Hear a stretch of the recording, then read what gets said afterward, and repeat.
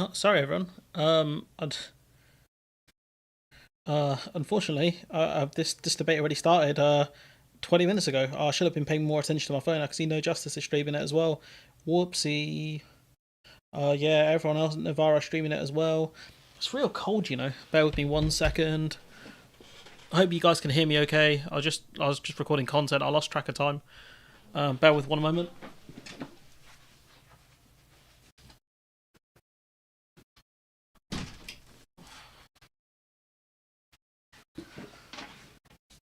Yeah, so apologies everyone, running late.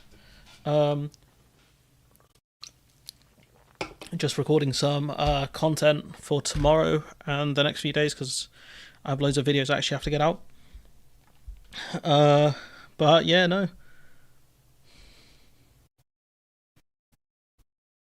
Oh, looks like Phil put some interesting looking videos out that I'll probably watch at some point. But yeah, how's everyone doing? Hopefully, we get some more people in and we'll start coverage. Luckily, the BBC player actually lets you pause it, which is nuts. Because ITV are washed. BBC got ITV wiped out. iPlay's probably the best one.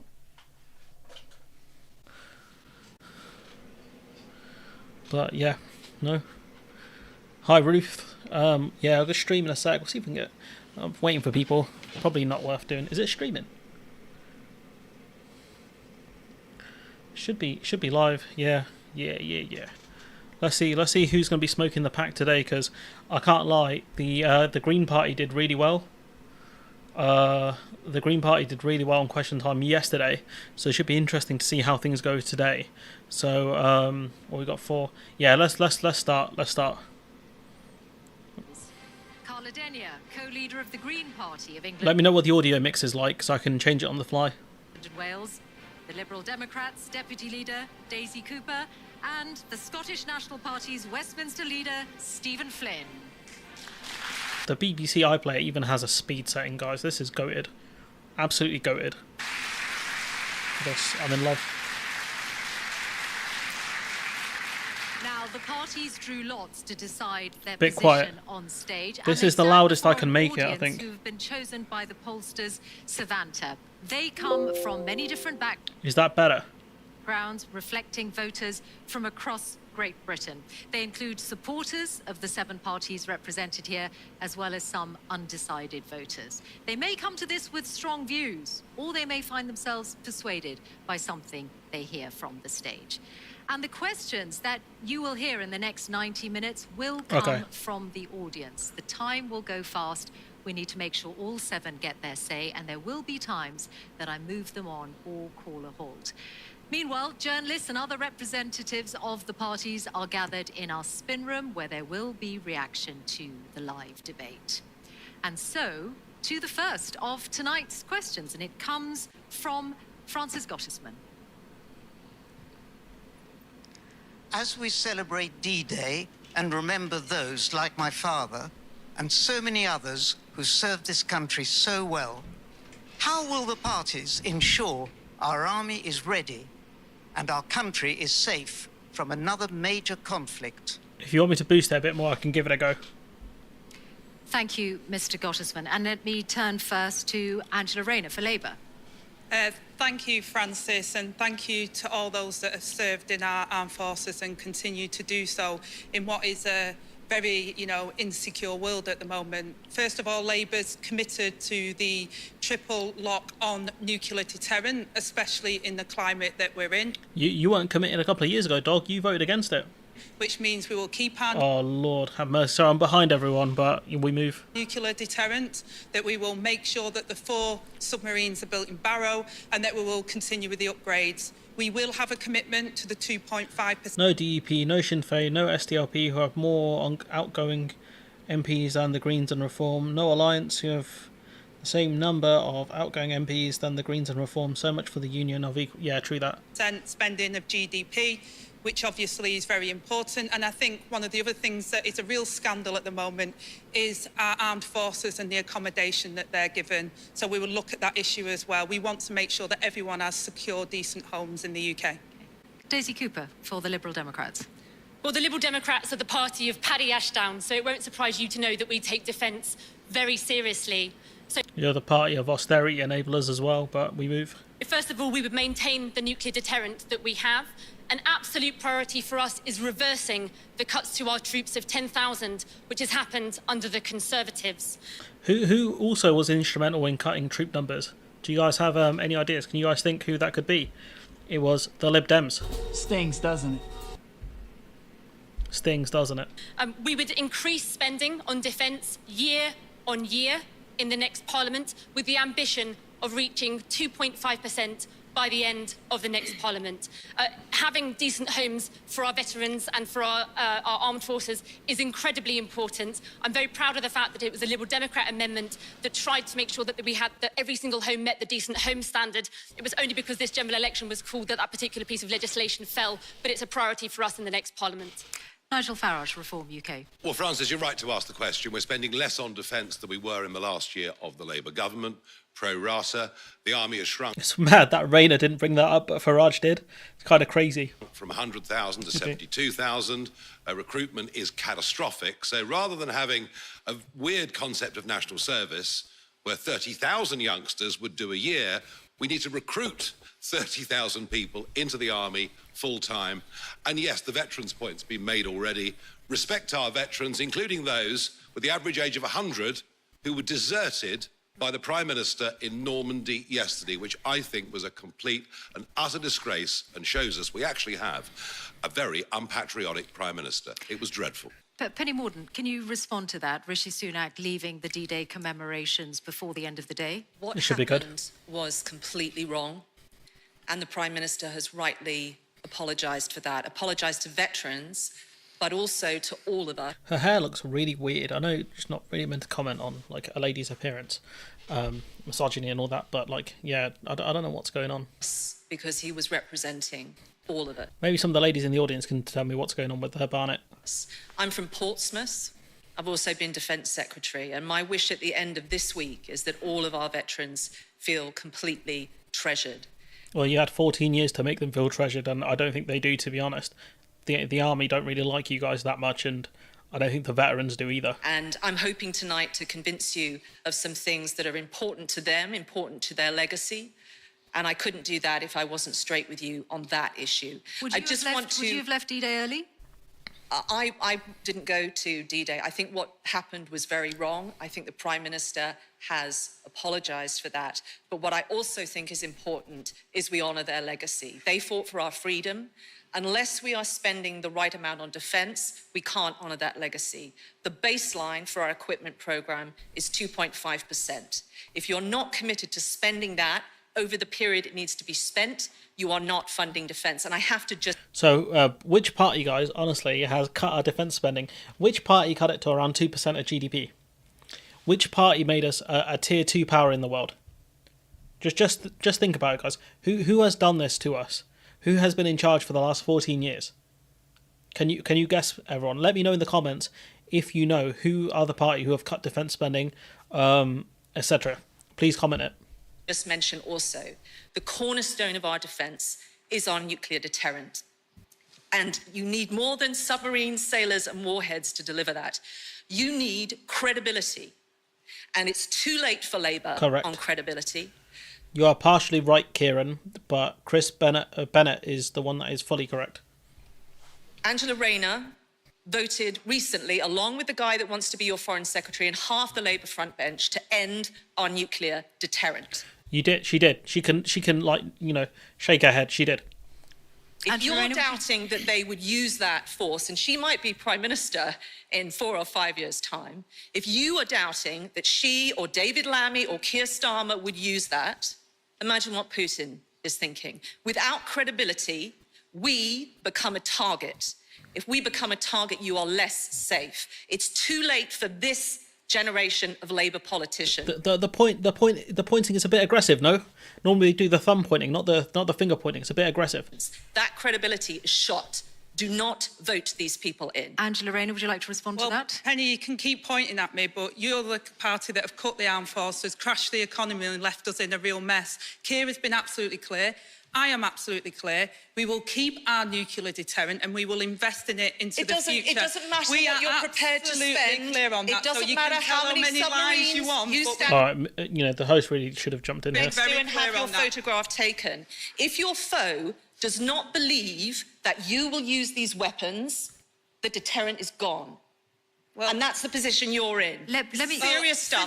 This is what will happen Tories have if been you in power, elect Penny. these people. We've become a laughing stock internationally because of your party. Keir Starmer has changed the Labour Party. We're very clear on our number one priority is to protect our. Let me bring in some more parties on this question. It's a real catfight going on, huh? This is what I wanted to see, a real catfight. My brother was served in Iraq. I won't be lectured on whether or not I'm absolutely committed to the security of our country. Well, it's surprising then you're not better informed. Let the question, Mr. Gottesman's. Should have mentioned her voting record. That was a missed opportunity there from Morden. Question was, how will the parties ensure our army is ready and our country is safe from another major conflict? Carla Denyer, how would the Green Party ensure that?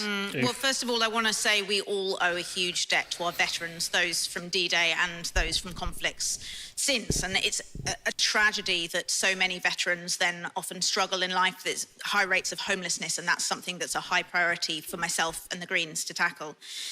In terms of defence more broadly, this election is about choosing what kind of country we want to be. And of course, part of that is security. We live in uncertain and dangerous times with war on our European borders and major threats from cyber attacks that don't care about geographical boundaries. The threats should not be underestimated.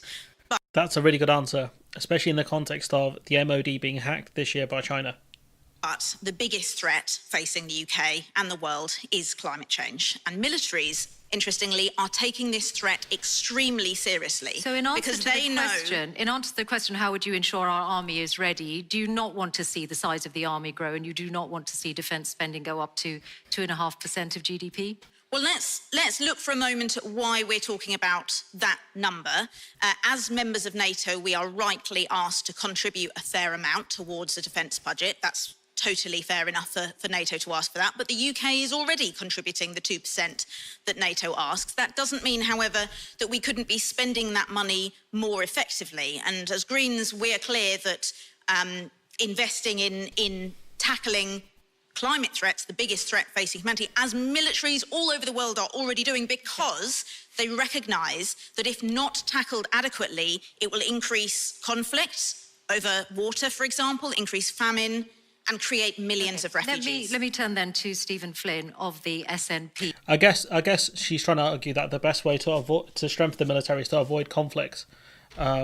I guess that's a fair point. The nuclear deterrent, the submarines, are based in Scotland. You are against maintaining the nuclear deterrent, though? Yes, absolutely. And our party's had a very long-standing tradition in respect of that, because we believe that money can be better spent on conventional defence forces. And what we've seen in Europe over the course of recent years is that how absolutely vital conventional defence forces are. But may I just return to the original question and thank Francis for his father's contribution. We need to be standing with our veterans. We need to make sure that our military is fully funded and that we have more people serving and that we look after them when they become veterans. And just finally on the Prime Minister, a Prime Minister who puts his own political career before public service is no Prime Minister at all. A Prime Minister who puts his own political career before Normandy war veterans is no Prime Minister at all. So it's incumbent upon all of us to do our national service and vote the Tories out of office.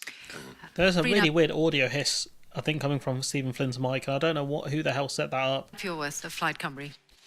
Yesterday was a sobering day again, wasn't it, in remembering the sacrifice made on the beaches of Normandy. It certainly wasn't a day for staged photo ops, as we saw from Nigel Farage. No, hang on a second. Yes. I raised £100,000. I raised £100,000 for the London Taxi Charity to send veterans back to Normandy. That's why I was there. Thank you.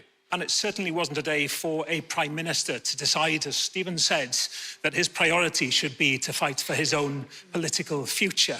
We have a proud record in Wales of sending young men and women to the armed forces, and we need to make sure that the armed forces are properly funded for conventional deterrence and peacekeeping, and we need to look after those young people when they leave the armed forces with so many problems in housing and mental health issues and so on. But we don't build that resilient conventional force by spending £200 billion on a new nuclear deterrent. Thank you. Penny Mordaunt, to come back to you, I mean, clearly there's been a lot of comment already about the Prime Minister in D-Day and that it amounting to no presence at all. Amounting to? Amounting to no presence at all on D-Day. How did you feel when you realised that he had attended the British event and other parts of the day, but he left before the international event at the end of the day? Look, I think what happened was very wrong, and I'm glad the Prime Minister has said that, and he's apologised. He's apologised to veterans, but I think he also has apologised to everyone because he was there representing us. And what I hope is that our veterans... It's an echo or something, like with the S's. It's not going great. ...will feel treasured and their families will feel treasured at the end of this week. I don't want this issue to become a political football because I think that does them a Well, it already is. It already is because the veterans themselves are speaking out saying he's let the country down.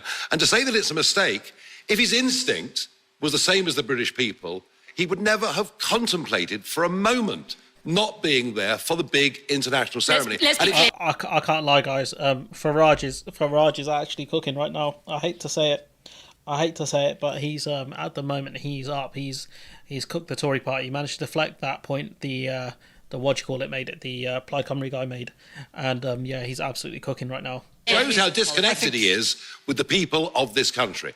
He's apologised. I think what we saw from the Prime Minister was panic, and I think it's the same pre-election panic that gave us that back of a fag packet plan for a new national service, which those in the armed forces have said that wouldn't be workable, let alone what it means about what the Prime Minister thinks of our young people in this country. Let's be clear about what happened yesterday. It was not only politically shameful, but I think many of us feel personally quite insulted. I started yesterday morning watching a recording made by the Royal Mint of my late grandfather, where he recounts catching his best friend who fell from the top of a Sherman tank, who was shot in the head.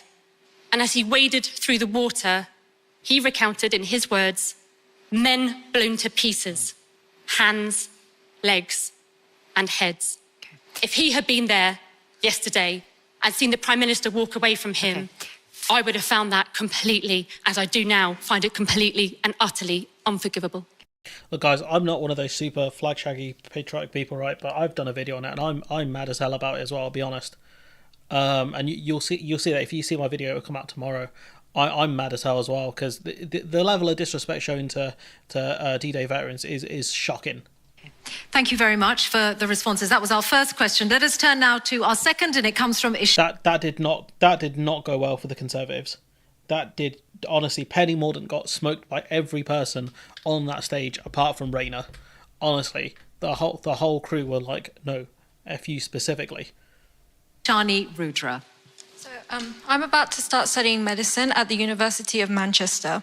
How will the parties ensure I can graduate into a fully functioning NHS? Thank you, Ishani. So just about to start studying medicine at Manchester University. Daisy Cooper. Well, first of all, really good luck. I hope it goes incredibly well. We need lots of people signing up and studying to become the medics and our NHS staff of the future. Look, under the Conservatives, our health and social care services have been driven into the ground. And the Liberal Democrats have a very clear plan as to how to fix this. I'm not going to lie, I don't really care for the Lib Dems' plan on this one because they were involved in dismantling it. So I don't have a ton of respect for them because they were involved in austerity. They were involved in hollowing out the NHS. So I really don't want to hear it from them. We're going to fix the front door to the NHS with 8,000 more GPs, giving you a guarantee of an appointment within 7 days. We're going to put an end to dental deserts. We'll have a mental health community hub in every single community. And we've made a very bold pledge to fix and to offer free personal care. That means you can get the help you need when you need it. We can fix the back end to the NHS by making sure that if you need to leave hospital, there will be care in place. What's the total annual cost of all the changes you're making? So we have set out in our manifesto exactly how every single pledge is going to be funded. And the manifesto is not out, so it's a bit of a dumb point to to reference it when we can't actually check what you're saying. But we've said right across the piece, across all of our policies, we will not tax struggling families during a cost of living crisis, but we will be looking to those really big companies raking in billions of pounds of profits to support struggling families and to fix our public services. Health is, of course, a devolved issue, devolved to the UK nation. Stephen Flynn, your party's in charge of health in Scotland. It is a time of record waits and high numbers of people waiting, for example, 12 hours or more in A&E or 24 months for treatment. How would you ensure that Ishani graduates into a fully functioning NHS? Yes. The framing here is something to behold, honestly. Well, Ishani, good luck to start with. As someone who was under the care of the NHS from the age of 14 to 32 because I was a disabled man, and I physically wouldn't be standing here today but wasn't for the wonderful treatment that I received from the NHS. I know what it is to live in chronic pain, and I know what it is to have that chronic pain removed. And it's only thanks to the NHS that happened, which is why in Scotland we don't just have record funding, we don't just have the best paid nursing staff, we don't have no strikes, we don't have a single NHS strike in Scotland. And of course we do have some of the best performing NHS levels in Scotland as well. But given that you're going to university to study medicine, I think it's also important to remind everyone in this audience the difference between the SNP and the Westminster parties, because in SNP-controlled Scotland, you wouldn't pay a single penny in tuition fees for your studies. What a difference that would make to your education and your future. He's doing it. He's honestly, yeah, that's good. That's a good answer. He's addressed the point there, and he's made the point where the SNP are different. This is a good answer.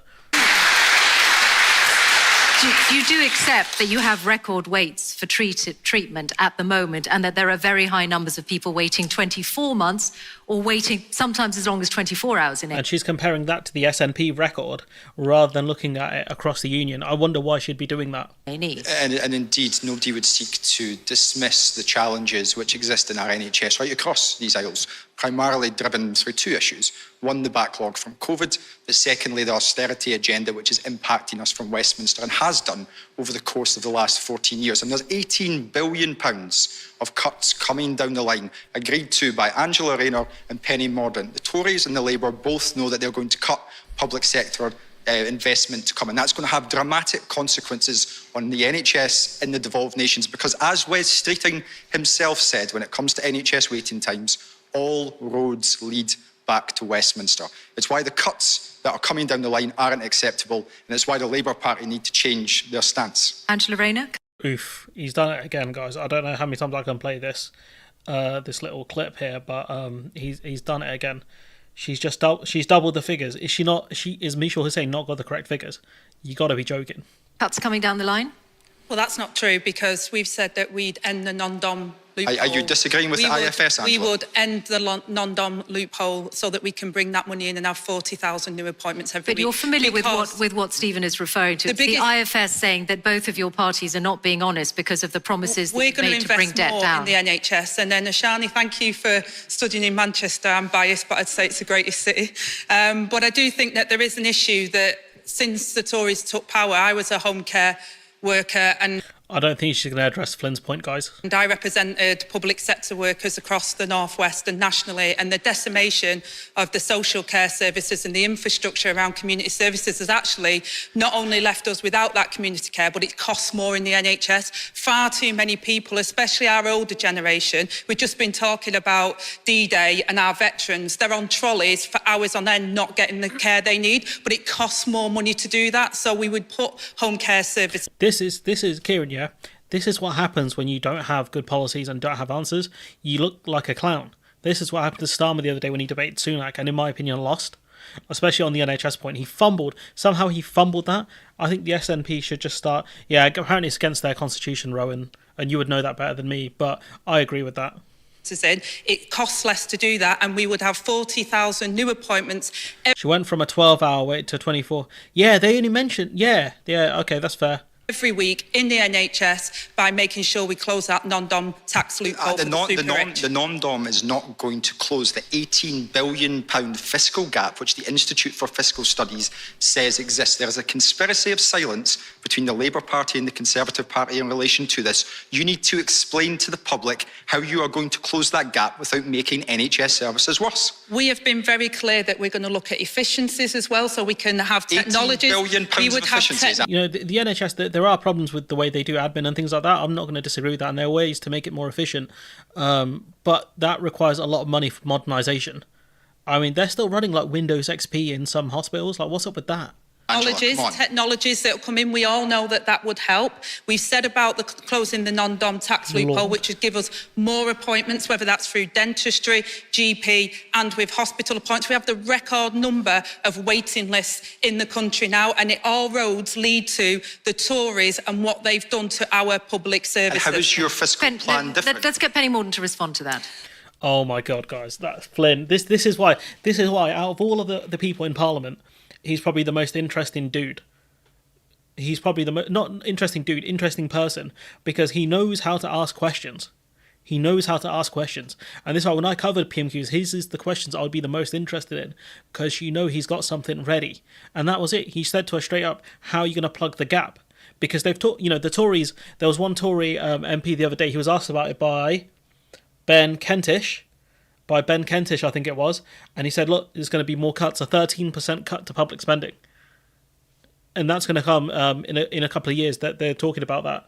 That's going to happen. And, you know, she fumbled that answer so hard because she didn't want to address it. He probably is the most knowledgeable. Yeah, he'd be an interesting guy to interview, I'll tell you that. Hopefully one day I'll get the shot doing that, but probably is the most interesting person in Parliament. He knows how to ask questions. So Manchester's second only to Portsmouth, and we're just about to have both a dental school and a medical school very shortly. And good luck with your Akis, is that what you call a stooshie, by the way, in case you're still here? Studies. Your future colleagues are currently dealing with an increase in NHS workload of about 43%. No, I think XP is used more widely, Chatty, than you would think. It's not just on standalone ones. That's the legacy of the pandemic that we have to deal with. So there are many things we need to do, but there are two really important things. We have to keep the budget strong. You need a strong economy to do that, and public spending is going to go up. It will go up, and for the NHS, very substantially. The only people on this platform who have ever cut the NHS budget are Labour. In Wales, they've cut it 4 times, and that's why their waiting lists are 4 times longer than they are in England. NHS not only funding can is going you down not when you account afford for ageing and inflation. A Labour government, the NHS can't afford it either. But the second thing we also need to do is increase the number of healthcare professionals we have. We have been... Are you ahead in time? I don't appreciate that. Doing that. We have 70,000 more nurses, for example. How many are leaving the profession? Net, how many nurses are you training net versus the ones that are leaving? But we need to retain people in the service. We've got to take the stress off people. I'm not moving power, I'm Asian. We don't move. But we also have to remove barriers to them continuing You do in service. acknowledge, don't you, that the pandemic is not completely part of waiting lists. They were rising senior before. nurses and doctors is going to get healthcare professionals to leave the service. That is going to lead to more waiting lists.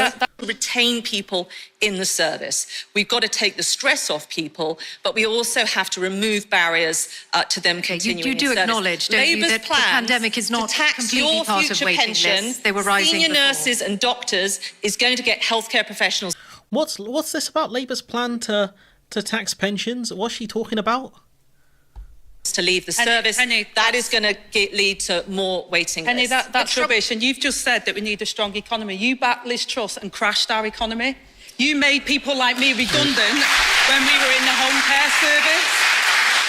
Even Liz Truss, on her worst day, still recnised that we need a nuclear deterrent in this country, Angela. And so do I. And so do I. But your sons do not add up. We need... Mordaunt looks incredibly agitated. We need to have some more parties. Penny Mordaunt, I'm going to go to Rena Pureworth next. I'm going to be very nice with Ashani. My life may be in your hands one day, but thank you for studying medicine and do enjoy it. I mean, I have a privilege of speaking for Wales here this evening, but hopefully what I say will have relevance for people wherever they are in the UK. I think one thing you want is an assurance about what kind of NHS we will have in future. And my party is absolutely clear. The NHS should and must remain free at the point of need. Another key principle for me and Plaid Cymru is that no profit should be taken out of the NHS. We will not consider ever privatising the NHS, something that, of course, the Conservatives want to do, but remarkably Labour are happy to see privatisation. Hey, here we go. Which is true. Under Streeting, they'd increase. They're going to get the private sector to do more work. That's something West Streeting has gone on record multiple times to say. These two are actually getting smoked. Within the NHS now too. But, you know, we in Wales have had a double whammy. We've had the impact of the cuts of austerity that absolutely comes down to hitting public services, education and health and everything, plus a very badly managed NHS by Labour in Wales. I do want to point out that you were in a cooperation agreement with Welsh Labour until very recently, until just a few weeks ago, and we have record waiting lists in Wales. And the NHS was in no way a part of that cooperation agreement because we do not agree with Labour's approach on the NHS in Wales. My job as an opposition member is to persuade them to make some bold decisions to take us on the right direction. But you know what? You need more than anything, Ashani, is assurance that sustainability will be built in for the workforce within the NHS. Workforce planning and giving you the support through your pay packet, one, but all those other means that show that you are valued as a health worker. Okay, Nigel Farage. Whether it's I think that's a good answer. Labour-run Wales or SNP-run Scotland or Conservative-run England, we all know that whilst you can get great care, the NHS model isn't working. You can't get GP appointments, things that we've all grown up taking for granted. And they can argue about, it's all money. I'm going to spend more money. You're going to spend more money. It doesn't work. Just a few years ago, we were spending 7.5% of the national cake on the NHS. We're now spending over 11% of the national cake on the NHS. Yeah, but where's that money actually going to? You know, and that's taken into account COVID as well, where the government spent billions of pounds and laundered it through healthcare. So again, like this point, garbage. The answer to Ashani's question, how would you ensure she graduates into a fully functioning NHS? NHS, well, I'm going to answer it. Because the more money we spend, the less delivery we get, which means the model is wrong.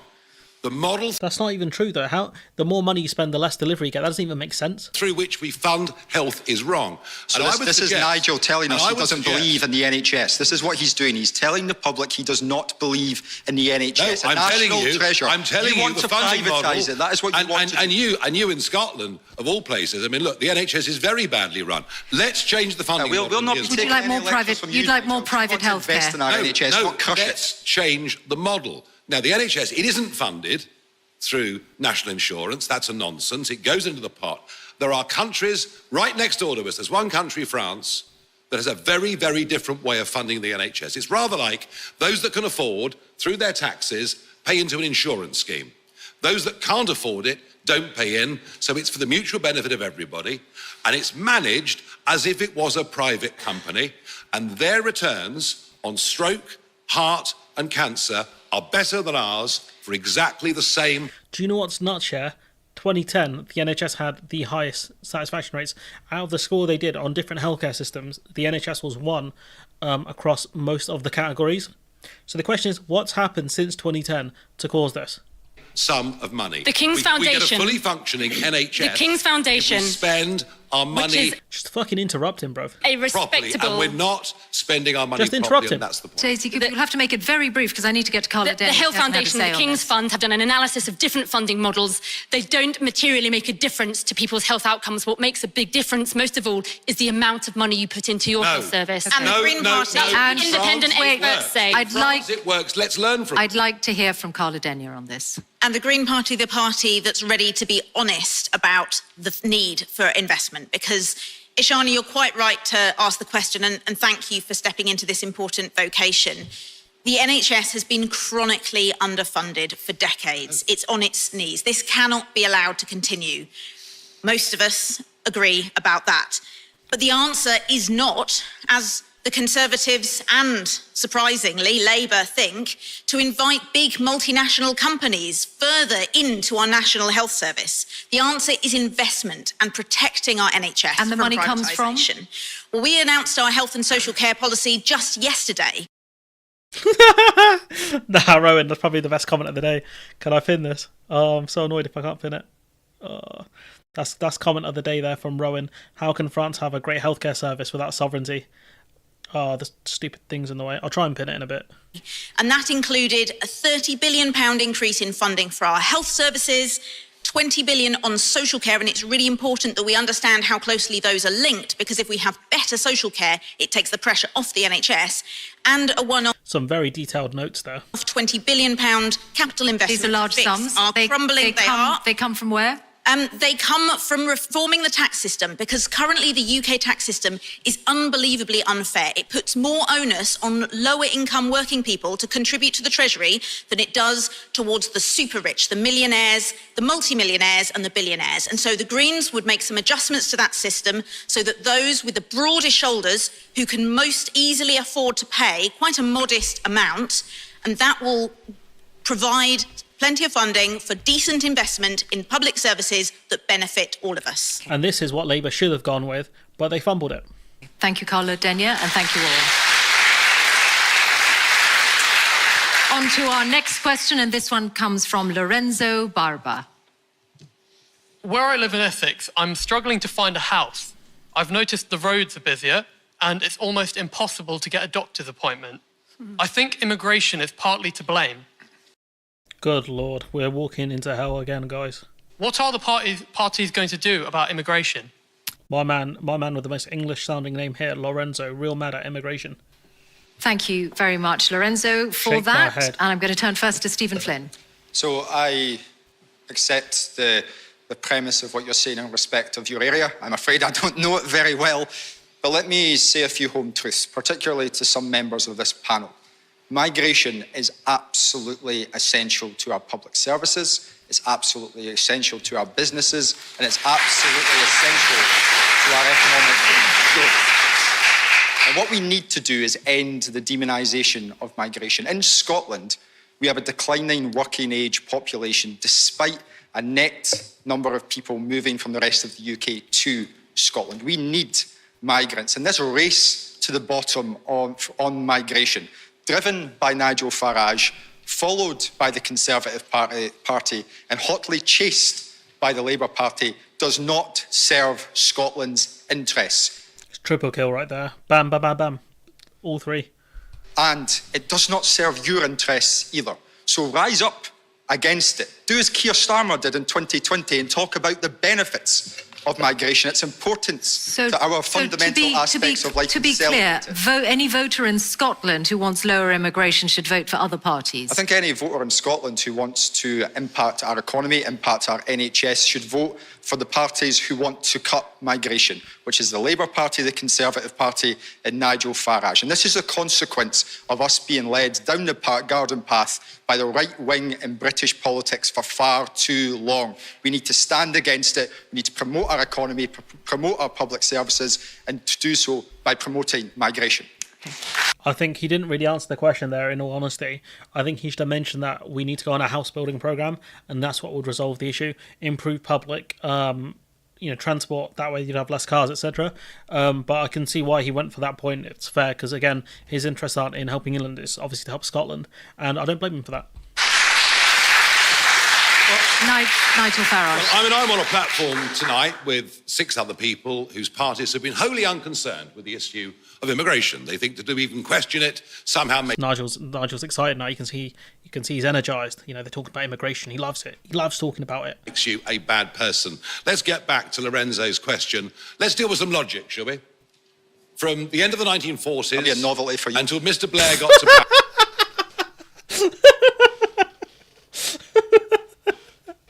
Yeah, Flynn's on fire a little bit there. The ad-lib's going crazy. Listen to the numbers. You probably don't know them. For 50 years, net migration into Britain was 30 to 40,000 a year. Then Tony Blair gets in, decides to open the doors. We get net migration for the period of the Labour government of 2.7 million people come in that period. Then we get the Conservatives, elected in 2010, 2015, 2017, telling us they'll reduce net migration to tens of thousands a year. 4.3 million the Conservatives have let in. Most of those that come in are not directly productive members of the economy. Most of those that come in are actually dependents. And Lorenzo, the truth... Well, they're not going to come in without their family, are they, you dumbass? The truth of it is You're the guy who tried to get a German passport. Wonder why? Because you wanted to be, essentially, I think at some point you probably wanted to, be able to spend time with your kids that probably live in Germany. I wonder why you wanted to get a German passport. You want to move over there. You would have been independent potentially. Stupid ass. This ought to be the immigration election. Because whether we talk about housing, whether we talk about the fact that rents are up between 20 and 30%. It's because we don't build enough houses and we let a bunch of property management companies buy up a ton of properties, buy to let landlords, etc. That's why there's not enough housing. You price people out of the market because you didn't put the protections in place like other countries have. Why do you think other countries have things like foreigners' taxes to stop foreign people buying up all the properties? In most of the country in the last 4 years, whether we talk about the roads, whether we talk about infrastructure, we are living through a population crisis, an increase of 10 million people since Mr. Blair came to power, and frankly, it's making us poorer.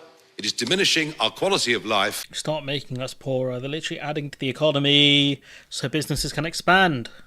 And it's nothing to do with race or any of those issues. It's to do with actually putting... They're entitled to Irish passports as well. Wait. I thought his wife was... one of his wives was German.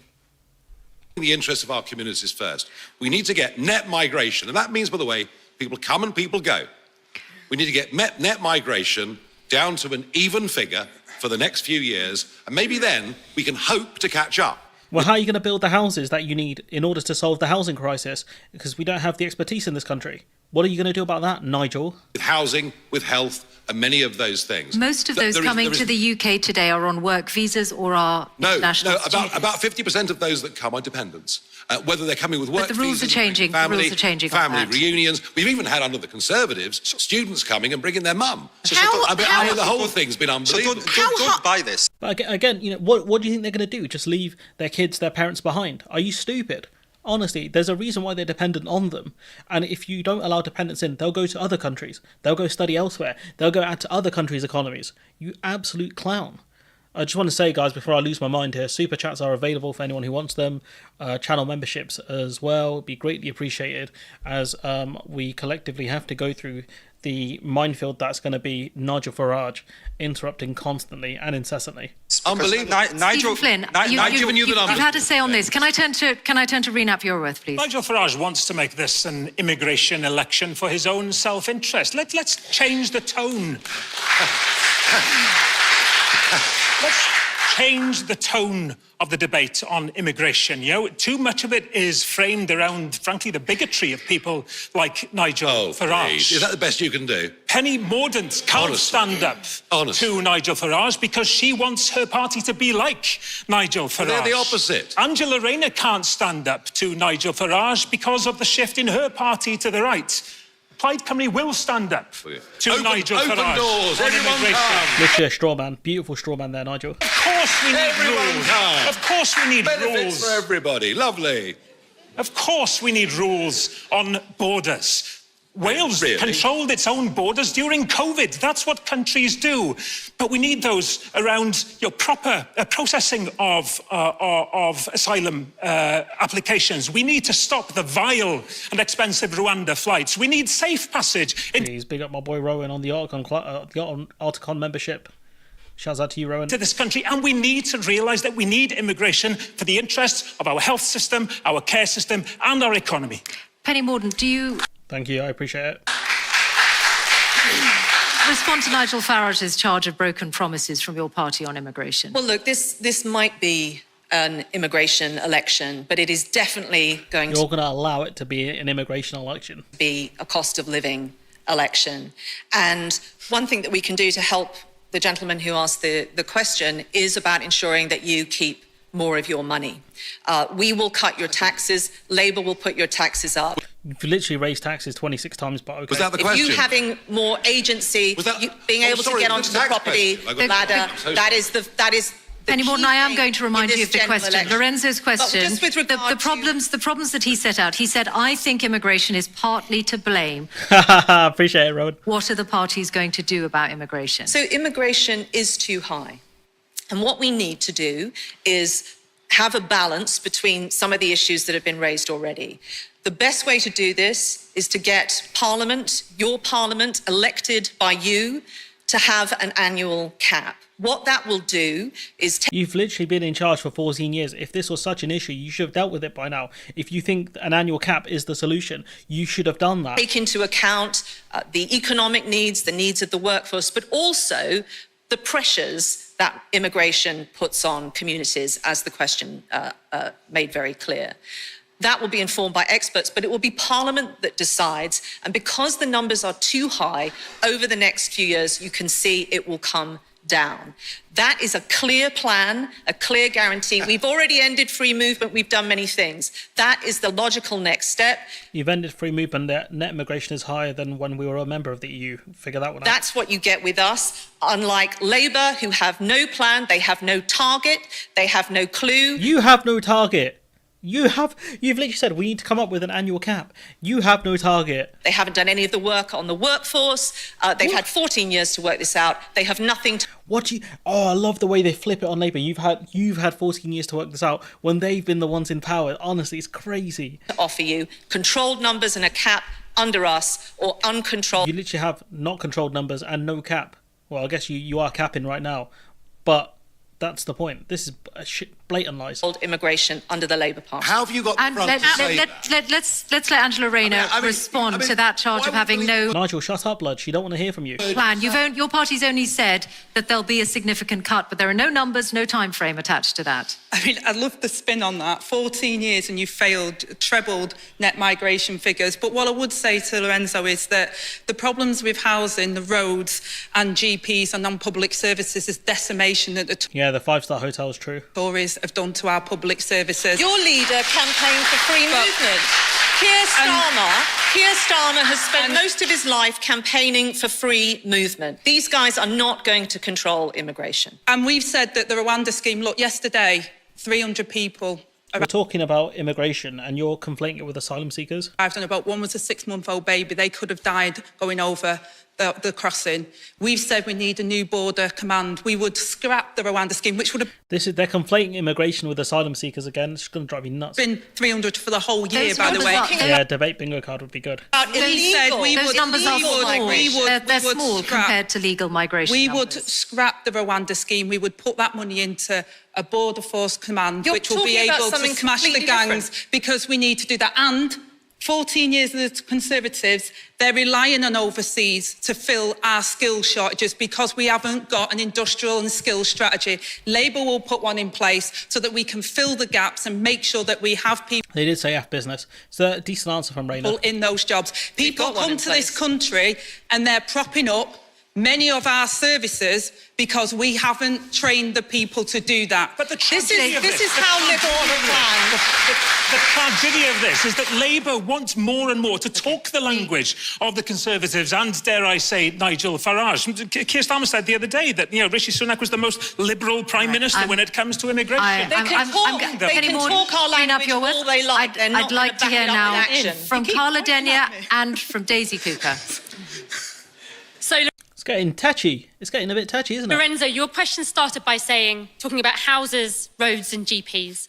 We need to build 150,000 social homes a year to tackle the crisis in our housing. The roads are in a mess because the Conservatives have cut local authority budgets between 25 and 40%. That's why public services are on their knees. And the Conservatives promised at the last general election to recruit 6,000 GPs. We now have fewer GPs per head right across our country. That's why our public services are on their knees. So and is that's he why we're wrong to struggling. say that he thinks immigration is partly to blame? Well, I would say that actually it's to do with the Conservatives' choices, because at the same time as eroding all of that investment, they've made choices to give a tax cut to the big banks. But on the issue of immigration, I would say the Conservatives have made a complete mess, both of migration system, but also of the asylum system. And we have the worst of both worlds. All you've got to say is the problem isn't specifically immigration. It's the fact that the Conservatives haven't trained enough GPs, haven't put the proper infrastructure in place on the roads for repairs, haven't put the public infrastructure in that's needed. That's why the roads are full. That's why there aren't enough houses, because we don't build enough, and the Conservatives have made it so we're not going to build enough. They haven't hit their sustainable housing targets, things like that. That's all you've got to say. It's not hard, guys. It's not difficult. We have people who are desperate, who are fleeing war and persecution, arriving on small boats. And at the same time, we have our NHS, our social care, we have hospitality and engineering. None of them can recruit the staff that they need with the skills to boost our economy. So Liberal Democrats have said on care in particular, we should give care workers a higher minimum wage, £2 higher, invest in our care workers, give them status, give them... Not really answering the question. I don't think that anyone's answered the question properly, to be fair. ...progression in the workforce. And then when we still have skills gaps, invite people in from other countries and welcome them when they come. Okay. Carla Denyer, what would the Green Party do about immigration? First of all, reflecting back to what Nigel Farage said, how cold-hearted do you have to be to not want people who are coming here on work visas to be able to bring their husbands or wives or infant children with them? That's who dependents are, typically. The Green Party you would not want to cut immigration? The Green Party takes a totally different approach to immigration. When it's hard to get an affordable home, when it's hard to access public services like a GP, when the roads are poorly maintained, I can absolutely understand, Lorenzo, why you're angry about these things. I am too. But I am clear that the reason for these services being run into the ground is not people coming here, whether they're coming here fleeing violence and persecution as asylum seekers, or whether they're coming here to work in many of our understaffed sectors like health and social care. If you meet a migrant in the NHS, they're more likely to be treating you, as I was the last time I saw a GP, than being ahead of you in the queue. That's phenomenal. That is the best answer I've heard to a question this whole programme. Migration's been a good thing for this country. And so in the Green Party, our immigration policy is not about arbitrary numbers. That's why we're not talking about caps. Instead, it's about making our immigration system fairer and more humane. Carla Denyer, thank you very much. That's the best answer, and that's why I want to see more Greens platformed, because they can actually answer a question, which, most of the panel failed to do on that one. Even Flynn's answer was not great there.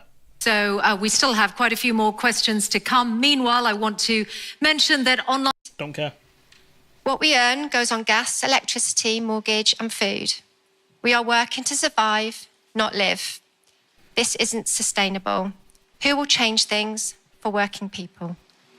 Thank you, Suzanne. So this is the kind of question Sunak and Starmer fumbled during the debate. So we'll see if anyone's actually got a good answer here. For your question. Rena Pureworth. Change is a key word. It's a change election, isn't it? The sadness is there'll be a change in Downing Street. I'm quite sure that Keir Starmer will become the Prime Minister in 4 weeks' time. But what change does that represent? I will always argue that you need a plurality of voices making the case for exactly what you're looking for. What are the answers when you have two parties converging on public spending, converging on taxation? Who's going to make sure that you're able to see the investment in housing for your children, to see the investment in getting rid of the two-child benefit cap in order for parents to be able to look after their children and take children out of poverty? I believe that the real frustration in this election is the lack of change. Sunday is our election here. Happens to be hubby's birthday and Father's Day to you. Right, Green, you're in Belgium, right? On offer from the Labour Party. Whether you liked him or not, there was a feeling. I was still working as a journalist back in the 90s when Tony Blair came in. At least there was a feeling of something different happening. I'm just not sensing that, which is why we in Plaid Cymru say the Tories are gone. Labour are going to come into power. But let's, for goodness sake, make sure that people who feel ignored, as you do, are heard by that Labour Party when they came in. Because it's not just about being heard. she's asking what solutions are you going to offer. That's the thing you got to do. America's birthday, yeah, that's true. You gotta. He's not. It's an okay answer, but it's not fully answering the question. If you see what I'm saying, it's not great. Change has to mean something, and that's what's important. Angela Rayner, Rena Pureworth charges that change is not really going to come with any Labour government. Well, look, there's been no vote cast at this general election, and Susanna, absolutely understand what you're saying. The cost of living, you can't escape what's happened, and Liz Truss crashed the economy, which sent mortgages going sky high.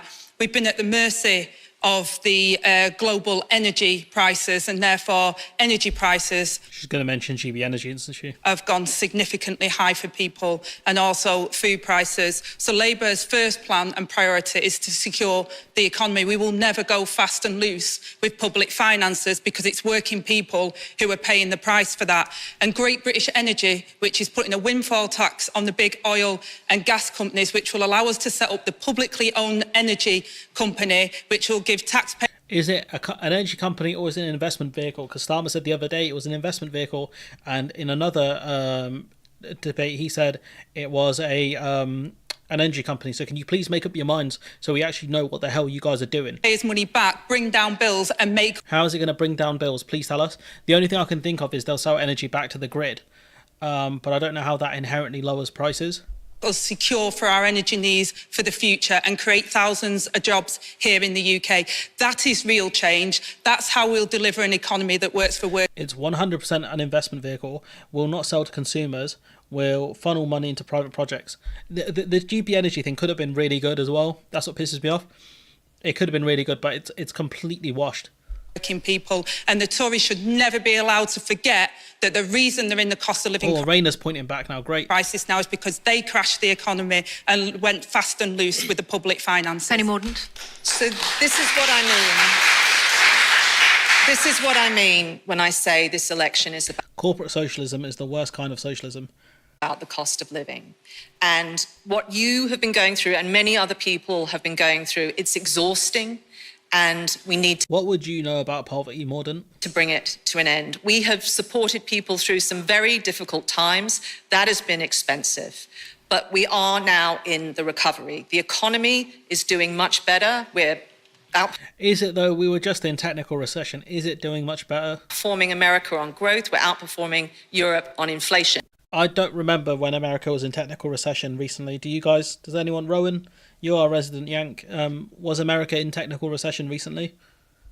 Those are your achievements. But inequality the only way we continues are to going get to worse. keep the recovery going is to give you more money in your pockets. That is why this election must be about us cutting your taxes. We have already started doing that, and you have already heard some announcements. You'll see more in our... The national insurance cut was a joke because all you've done is drag more people into paying income tax to the point where people who are earning around 15k, around that figure, are actually paying more in tax. They're worse off because of the national insurance cut. Only Donald Trump's bank balance in recession. Ooh. Hey, don't forget, what's his face? Alex Jones as well. He's bank balance in recession. Our manifesto next week. We have got to cut people's taxes and we have got to alleviate burdens on business. Angela Rayner and the Labour Party, Keir Starmer confirmed this earlier this week. They are going to put up your taxes by 2000. Oh my God, the host needs to clamp down on this lie.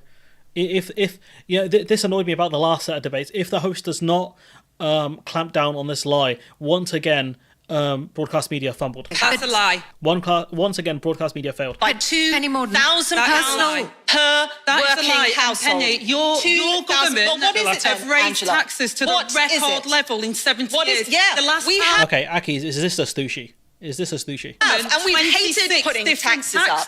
We have now been cutting taxes. We will continue to cut taxes. The country can afford it. You're using £2,000. You're using a figure that's been criticised by this UK. It's not been criticised. It's a lie. Just say lie. Statistics Watchdog. Costings and Labour's Why don't you stand by your record? And you'll see record levels of...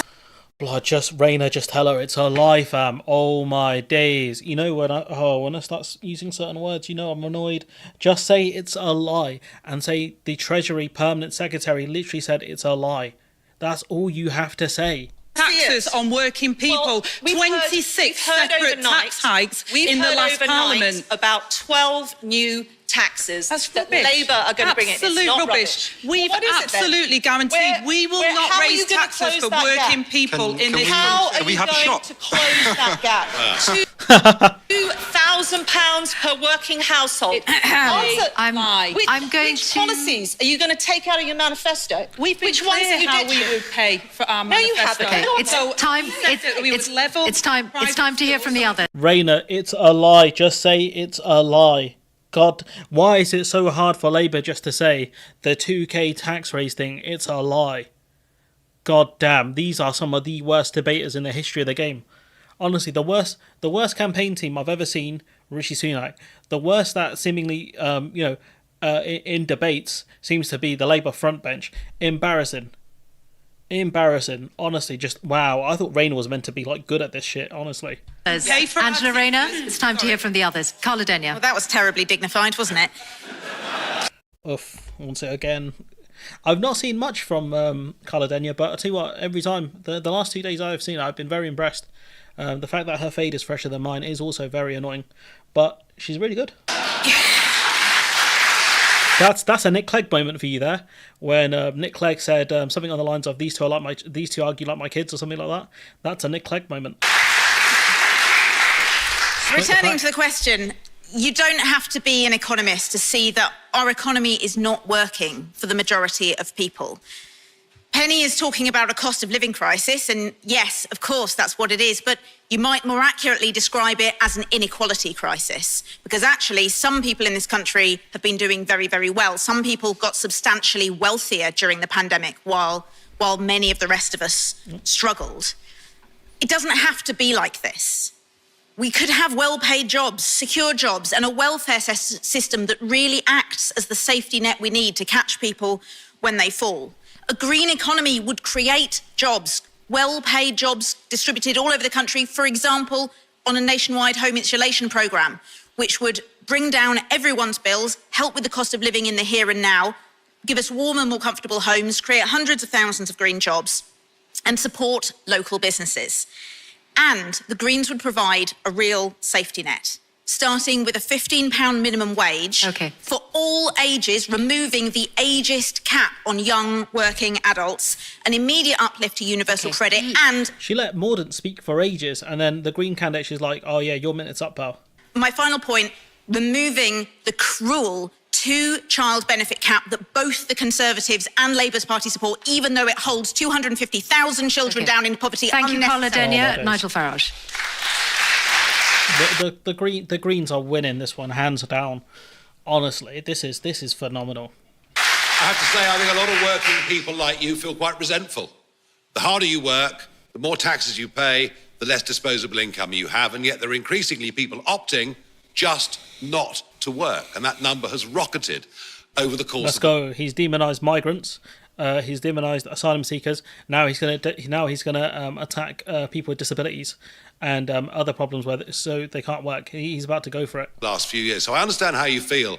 Your energy bills are too expensive. They can jump in and discredit the fact that no one can jump in. Oh, okay, I see what you're saying, Kieran. I see what you're saying. I'm impressed with Carla too. Yeah, she's really good. Expensive. They have been for the last 20 years. Why? Because at the end of this, I'll do like a list of who I think won, and who I think lost. So we'll do that at the end. I'll do a little poll. Actually, we load money, we load tax onto your energy bill to give to wind farm companies. It's kind of the poorer in society giving to the richer in society. Rents. Cost of housing, too high. That links back to the previous question. The population explosion has made housing, whether you buy them or rents, too expensive. Reducing net migration to zero would ease that. Getting rid of those subsidies on your energy bills would ease that. But the big one's taxes. Even during Tony Blair's time, the top rate of tax was 40p in this country, and it was paid by 1.5 million people. By the end of 2027, 8 million people will be paying 40p tax. So we're dragging more and more people doing middle income jobs into higher and higher taxation. And that's why life is so tough. And to hear Penny Mordaunt, who's... I'm only allowed 4 options on the poll. So what we'll do is we'll ask this and then we'll knock one out. Government have put the tax burden up to the highest in this country since 1948. Pretending there are... We also pay wind companies not to run wind turbines because there's been no investment in our international grid to send the power where it's needed. Okay, that's interesting. Don't do a poll. I'll vote Stephen either way. Well, that shows you're very biased, and, that I can't approve of. Less of that. God, just leave them to it. Let them have their rotten demographic shift. Let them have their 1-to-1 dependency ratio, with the exception of Flynn. The economic illiteracy is so strong. Whoa, Robert. I hope you're not talking about the Greens there as well. tax-cutting party. Frankly, it is dishonesty on a breathtaking scale. Stephen Flynn.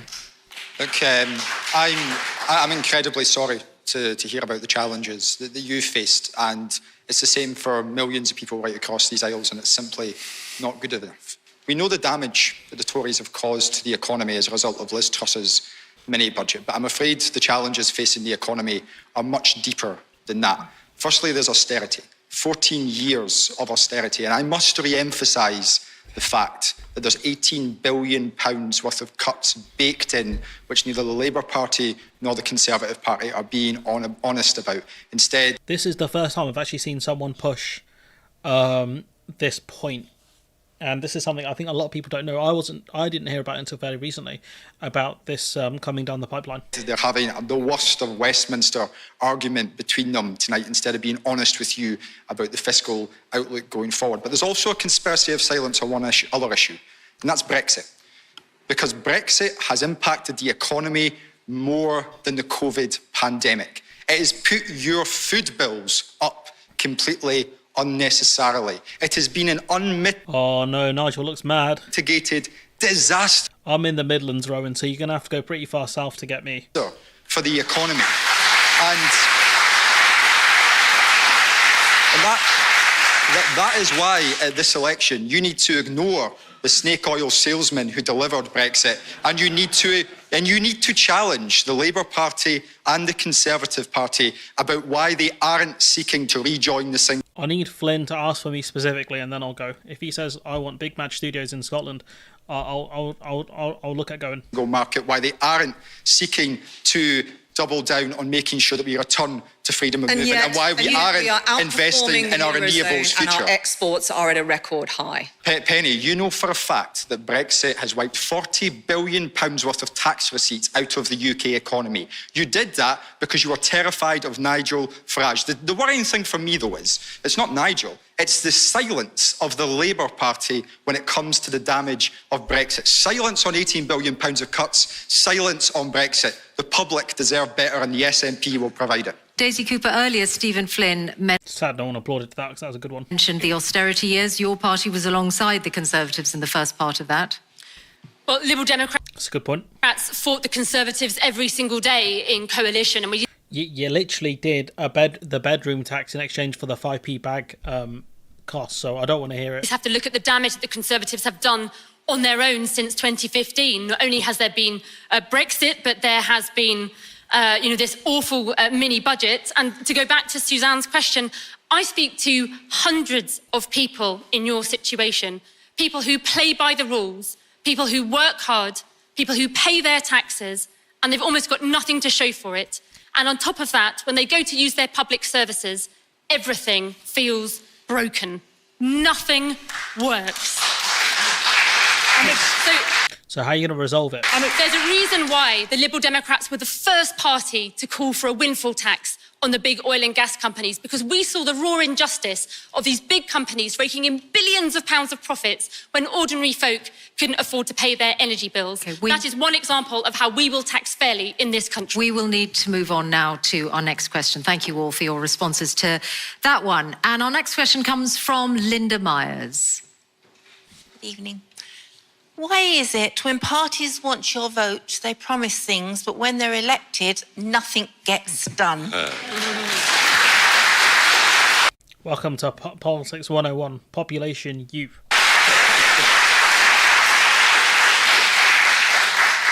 Penny Mordaunt. Well...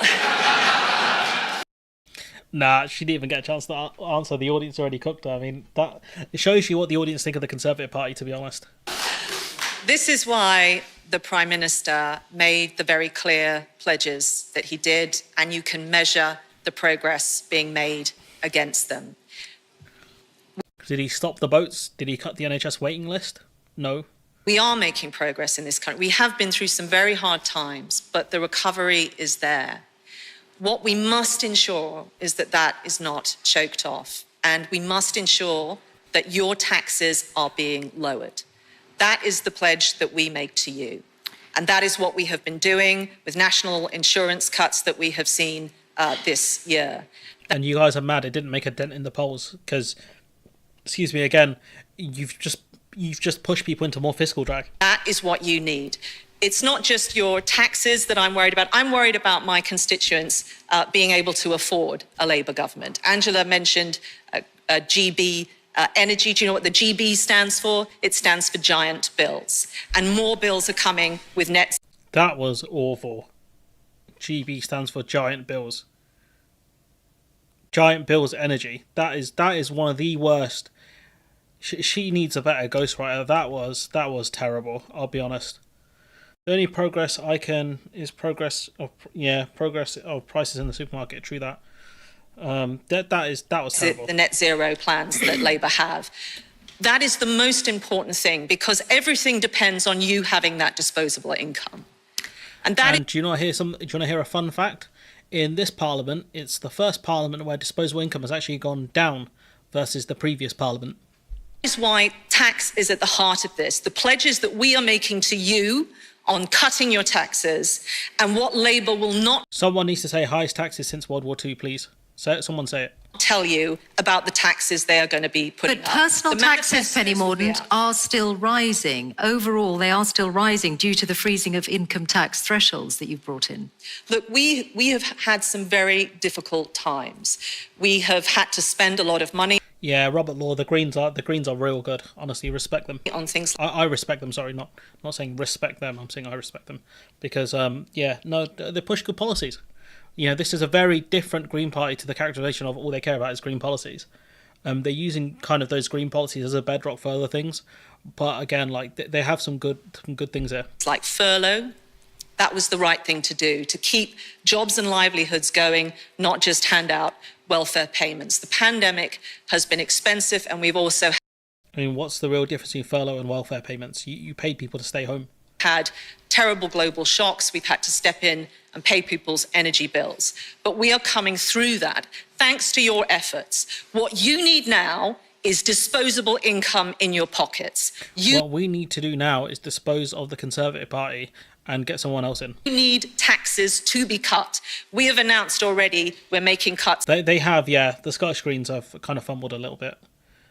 On your taxes regarding your home, your pension, work. We need to continue to do that. If you get us, we will reduce your taxes. That's in our DNA as Conservatives. Highest tax bill since World War II. Put up taxes around 26 times.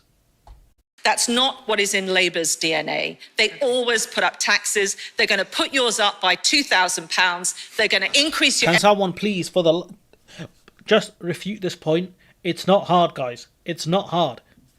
Energy bills, and you're going to get a whole lot of costs with their net zero plans. My constituents cannot afford that. Okay. Cannot afford Penny that. Mordaunt, well, I'm going to stop you there. And I'm also going to point out that the top civil servant in the Treasury said that the Conservative document that included the costs that you're referring to went beyond those provided by the civil service. Nigel Farage. Well, thank God for that, but Rayner should be the one saying, or at least the other panel members as well, but Rayner should have been straight on that and said, that's not true, stop lying to people.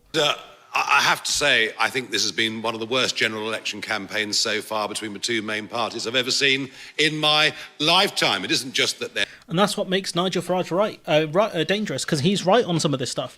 This is one of the worst campaigns I've seen from any from the two major parties, and that's what the right-wing populist does. They agree with you on certain problems, but they'll offer you the wrong solutions, normally the racist ones. Their leaders are dull, don't clearly, well, very dull in the case of Labour. I mean, sort of Blair without the flair. I mean, the real leader... Oof, Blair without the flair. BBC left-wing bias, can see GB News. Yeah, that's true. The Labour Party's here tonight on the stage. At least she's got some personality. We've got Rishi Slippery Sunak. You know, that was a terrible one. He's fed all the lines to Penny Mordaunt. Don't believe any of it. I think it isn't just our public services that are broken. I think our political model is broken. The arguments that are going on the other side of the room here, when the truth is, they don't really disagree on anything. Fictitious numbers like £2,000, £3,000. And that's why reform have risen so quickly in the polls. There is a sense we need a revolt against this system. We need... All you've done really is eat away at the Conservative Party. Like, you haven't risen that high. Like, you're in around the other kind of third parties, to be honest. You're the highest out of the third parties, but not by a lot. An electoral system where we get some proportional representation in Parliament. No, base Nigel. This is what I mean. He's calling for proportional representation, which a lot of lefties want. A lot of kind of the Labour social gang, people like Femi want things like proportional representation. That's probably the one thing, the one and only thing we'll probably agree with Nigel Farage on. We need to break up the current model. And if we get a new kind of politics in Britain, we might just get some real change. What we're being offered, frankly, are two parties promising the earth, and nothing much will change regardless of who gets in. Although I think the breach of trust on manifestos with the Conservatives means they're probably sunk below the waterline. New politics, fresh start. We want a revolt from the British people. Yeah, that's what I mean. That's what makes the right-wing populists dangerous, because they have points you can agree with. That's what I'm after. Angela Rayner, has Labour gone back on any of its pledges? Well, to be fair, it's always all about Nigel, and we've had this sort of clown personality before with Boris Johnson, who you talked about the pandemic penny, who was breaking lockdown rules and spending billions of pounds on our money on crony contracts. When parties want your vote, they promise things. When they're elected, none of it gets absolutely done. And Linda's absolutely right, and I was coming back to that point because that eroded people's trust at a time when people wanted the government to do the right thing. They didn't. Have you ever dropped any pledges? They disrespected them. And we set out the pledges before the crash. The Tories have crashed the economy. We've been honest in this election. People You have broken pledges, though. Talked about some of the things that they would like us to do, like the 2-child limit. We have been clear. We will not promise anything that we cannot fund, and we've been absolutely clear. You could fund it. You're choosing not to. The Tories have record. Yeah, I hope to see the Carla Denyer just come in and just rip that one, or Flynn could do it. One of these guys needs to. Number of tax hikes on working people of this country. Labour, if we get in, will not put. Who do you think is suffering because of the 2-child cap? It's working. It's families that are poor and are working. Maybe someone should mention that we have a mixed proportional system in Scotland. Would love to see that in Westminster. Might actually get some Greens. Yeah, true. Tax. I think you guys have the de-hunt system. Up for working people of this country. And Labour won't put them up for millionaires. I'm going to. Penny Mordaunt, you've had your say on this. Has been honest. Carla, Penny Mordaunt. Penny Mordaunt is about as touchy as Sunak at the moment. What the hell's going on? Thank you, Carla Denyer. You're next. He is going to put them up by £2,000. We're going to. I'm stopping you. Carla Denyer. Thank you. That's your... Linda, I share your frustration. When I was younger, I had little to no faith that politics had the potential to make the country a better place. But let's remember, politics at its root is about people. It's about people's lives, people's bank accounts, people's future, people's health and happiness. And that's why, after meeting some Green Party members in my 20s, I realised that the Green Party is different. That's why I joined. That's why I got involved. Now, as several of the other panellists have already pointed out, as Labour drop pledge after pledge, policy after policy, slide further and further towards the Conservatives so that you can barely get a cigarette paper between them. The argument for... She likes that line a lot about the cigarette paper thing. It's a bit weird. I don't think it's the best line, but she's mentioned that yesterday in Question Time as well. Voting for a bit of diversity. Yeah, Morden is going to lose her seat. In the House of Commons becomes ever stronger. And in terms of answering your question, Linda, about parties keeping their promises, the Green Party, when I joined it in 2011, was a pretty small and young party, but we're coming of age. We have increased our number of councillors nearly 5-fold over the last few. Okay, it's not really answering the question, though, is it? Why, you ask why can't politicians deliver, and again, the Green Party has blocked, I think, certain projects in local areas. So again, I'm not. The question was why don't they deliver on the promises? I don't think it's the best thing. I would have jumped on Labour about the 2-child cap, to be honest. Local elections, and we're grateful to everyone who's put their trust in us. The question was about pledges. Stephen Flynn. If we want to talk about pledges, then in a Scottish context, I can provide you with... Last Holyrood election was a single member, first past the post with regional top-up using de-hunt. I gather Scotland uses multi-seat STV for council elections. Oh, okay. A few that have been delivered. 100,000 children in poverty are being lifted out of... It's 100,000 children in Scotland are being lifted out of poverty thanks to what's called the Scottish Child Payment. It doesn't exist anywhere else on these isles. The SNP has put it into place. Our young people, of course, do not pay a single penny. I wouldn't. The Scottish Greens don't really associate with the Green Party down here over trans issues.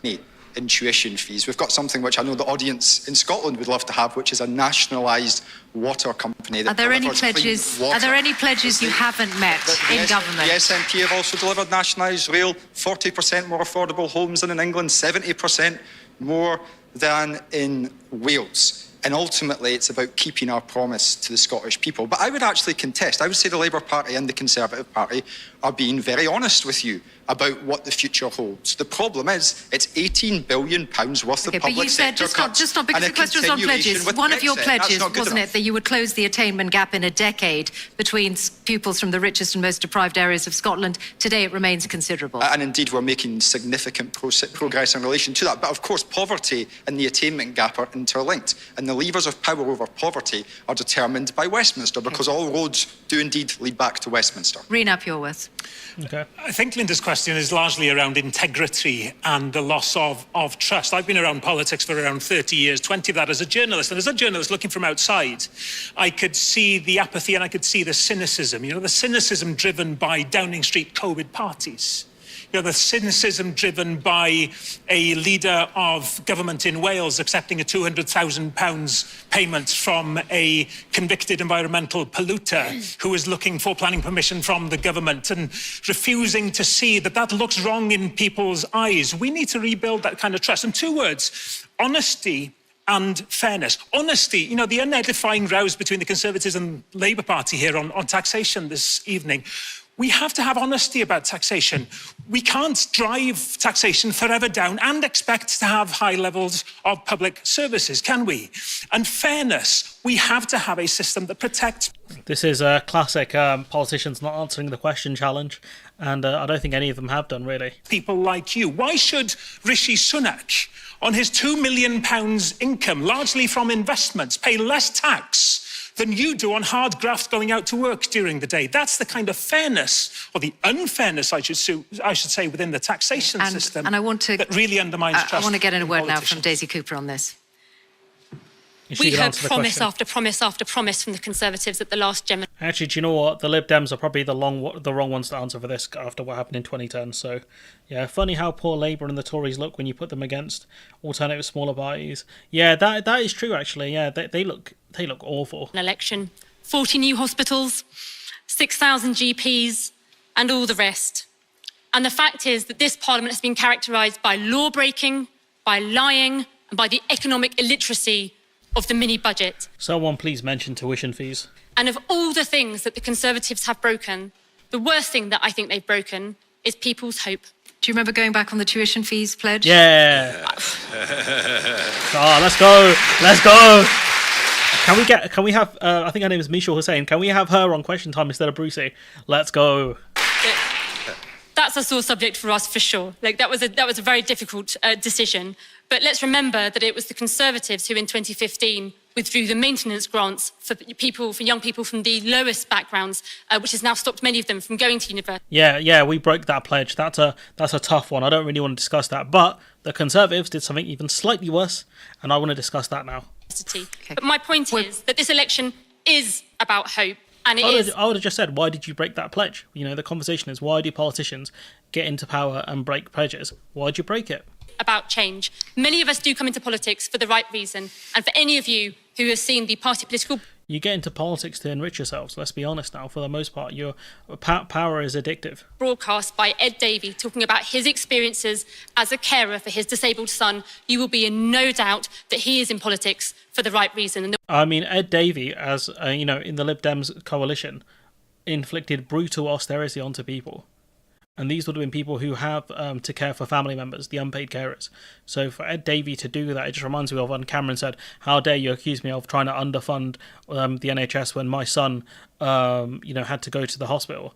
And it was the NHS that looked after him. It's just a really poor answer. That we are committed. It's an appeal to empathy, an appeal to emotion. To fixing the NHS. Thank you all. And I'm going to go to our next question, which is from Lucy Hobday. What matters to you more, economic growth or successful climate policy? Thank you very much, Lucy, for that question. Okay, I'm going to predict Labour are going to say economic growth is linked to investment in climate defence and things like that. Nigel Farage. Well, it depends what those climate policies are. And at the moment, we're pursuing completely unrealistic climate policies. I mean, the Labour pledge to decarbonise the grid by 2030. Yeah, false dichotomy, exactly. Smaller parties in coalitions always get hammered as they are not in a position to deliver on their election promises pledges. I'll tell you, the one exception I'll give to that is the DUP when they went into coalition with Theresa May, because honestly, they absolutely battered Theresa May. I guess you can argue they didn't actually go into coalition. It was a supply and confidence agreement. But that is as close to a coalition as you would have seen of the smaller party bullying the large party. 10 MPs, or 11 MPs absolutely bullied the Tories couple hundred. It will not happen, just as the Conservative pledge to decarbonise the grid by 2035 will not happen. Not only is it impossible, it's actually unaffordable. So we have to be grown up and sensible. If we get new technologies that give us cheaper energy or better ways of manufacturing things, that's great. But what we're doing in this country is we're sacrificing economic growth. We've been massacring British manufacturing. And we say to ourselves, isn't it marvellous? We've reduced carbon emissions more than any other Western country, but we haven't. All we've done is to export carbon emissions when our steel works go to India, or our car manufacture moves to China, or to Turkey, or wherever it is. We're living in a complete fool's paradise on all of this. I mentioned earlier to the lady at the back about the cost of living. You know, we've been chucking 20% on people's electricity bills now for 20 years to pay for very inefficient wind energy. So what's really happening with net zero, what's happening with the attempt to deal with climate change, not that we can, because we produce less than 1% of the world's carbon dioxide, and the Chinese are building 80 new coal-fired power stations every year. They're also investing heavily in green energy as well, so you failed to mention that one, Nigel. We should not forget. We're going to need oil and gas. Well, you know, the one who's been most responsible for the destruction of British manufacturing isn't net zero targets. It's Nigel Farage. Nigel has never been in Scotland. Wind never stops blowing. Yeah, true. And hot air never stops emanating from Nigel. For the next... You guys got milkshakes up there. 30 years. We will be using oil and gas. Thank you, Nigel Farage. I'm going to turn now to be sensible Carla Denia about what we do. next on Net this zero topic. is a bad policy and it's bad for people. What matters to you more, economic growth or successful climate policy, was the question. Carla Denia. Well, Nigel's going to keep your fact checkers busy for a little while. Nigel Farage has been misleading you. I'm an engineer. I used to work in the renewable energy sector. I know very well how wind farms work. So much of what he said there is simply untrue. Subsidy. What? Everyone knows Nigel Farage lied. That's crazy. that they can't trust the Conservatives or Reform when it comes to climate, and that's part of the reason why the Conservatives are on their way out at the general election. Hang on, let her answer. But what people have been saying to me on the doorsteps in my home city of Bristol and elsewhere is that they're sorely disappointed in the Labour Party too, who've rolled back on their previously flagship climate investment pledge, one of the few good policies they had left, when it's totally clear that we need to tackle the climate crisis and that doing so brings so many other benefits. Insulating our homes, a nationwide home insulation programme will bring down our bills, give us warmer, more comfortable homes. Let me get Angela Rayner to respond to that. You've dropped that £28 billion a year green investment pledge earlier this year. Yeah, she kind of cut off the green lady there after letting Nigel speak uninterrupted for a good 2 minutes. Well, we said we won't get to that point, but we will invest in our green prosperity. Hold up, you went from 28 billion to annum to ramping up to 28 billion per annum to dropping it completely. Let's be honest with the people, Rayner. Plan, because as Lucy's question was put to us, actually we do need to look at economic growth, and it's not divorced from also looking at climate policies. We can't ignore the fact that we do have to change, and Nigel says we have to use oil and gas, and you're right, and we've recognised that will be part of the future, but it won't be forever. So we do have to have a green transition, and that's what our green prosperity plan is all about creating those jobs, insulating homes, and having our self-reliant energy needs for the future through Great British Energy. Stephen Flynn, the SNP. Yeah, I think it's probably... Yeah, nah, she did Carla Denia that either. Worthwhile starting by addressing the question head on. Net zero is economic growth, and it's not GB energy. It's Scotland's energy, it's Scotland's wind, it's Scotland's waves, it's Scotland that's going to provide the carbon capture and storage, and it's Scotland that's going to create the green hydrogen economy of the future. The Americans are investing in it, Europe's investing in it, the Middle East and beyond is investing in it. And the UK needs to invest too. The opportunities are huge, but we have to grasp them. And I'm afraid that what we're seeing at Westminster is a betrayal of the future generations. The Labour Party walking away from £28 billion worth of investment, which would have been transformative. With the SNP, you will get... That would have grown the economy. That 28 billion would have done so much. If invested correctly, in terms of manufacturing, in terms of apprenticeships, it would have been such a huge benefit. Insulation has been brought up every election for years. Yeah, Cameron was the one who cut the schemes on that one, on insulation, because I have a family member who actually benefited from the new Labour kind of insulation plans, because they had certain schemes in for people who earn less. I would like to say that the incident with the milkshake and Nigel was disgusting. To make people aware, that suit he was wearing could have been lactose intolerant. Yeah, that's fair, Akis, that's true. We never thought about his suit. Well said, Stephen Flynn. Yeah, Flynn gave a good answer there.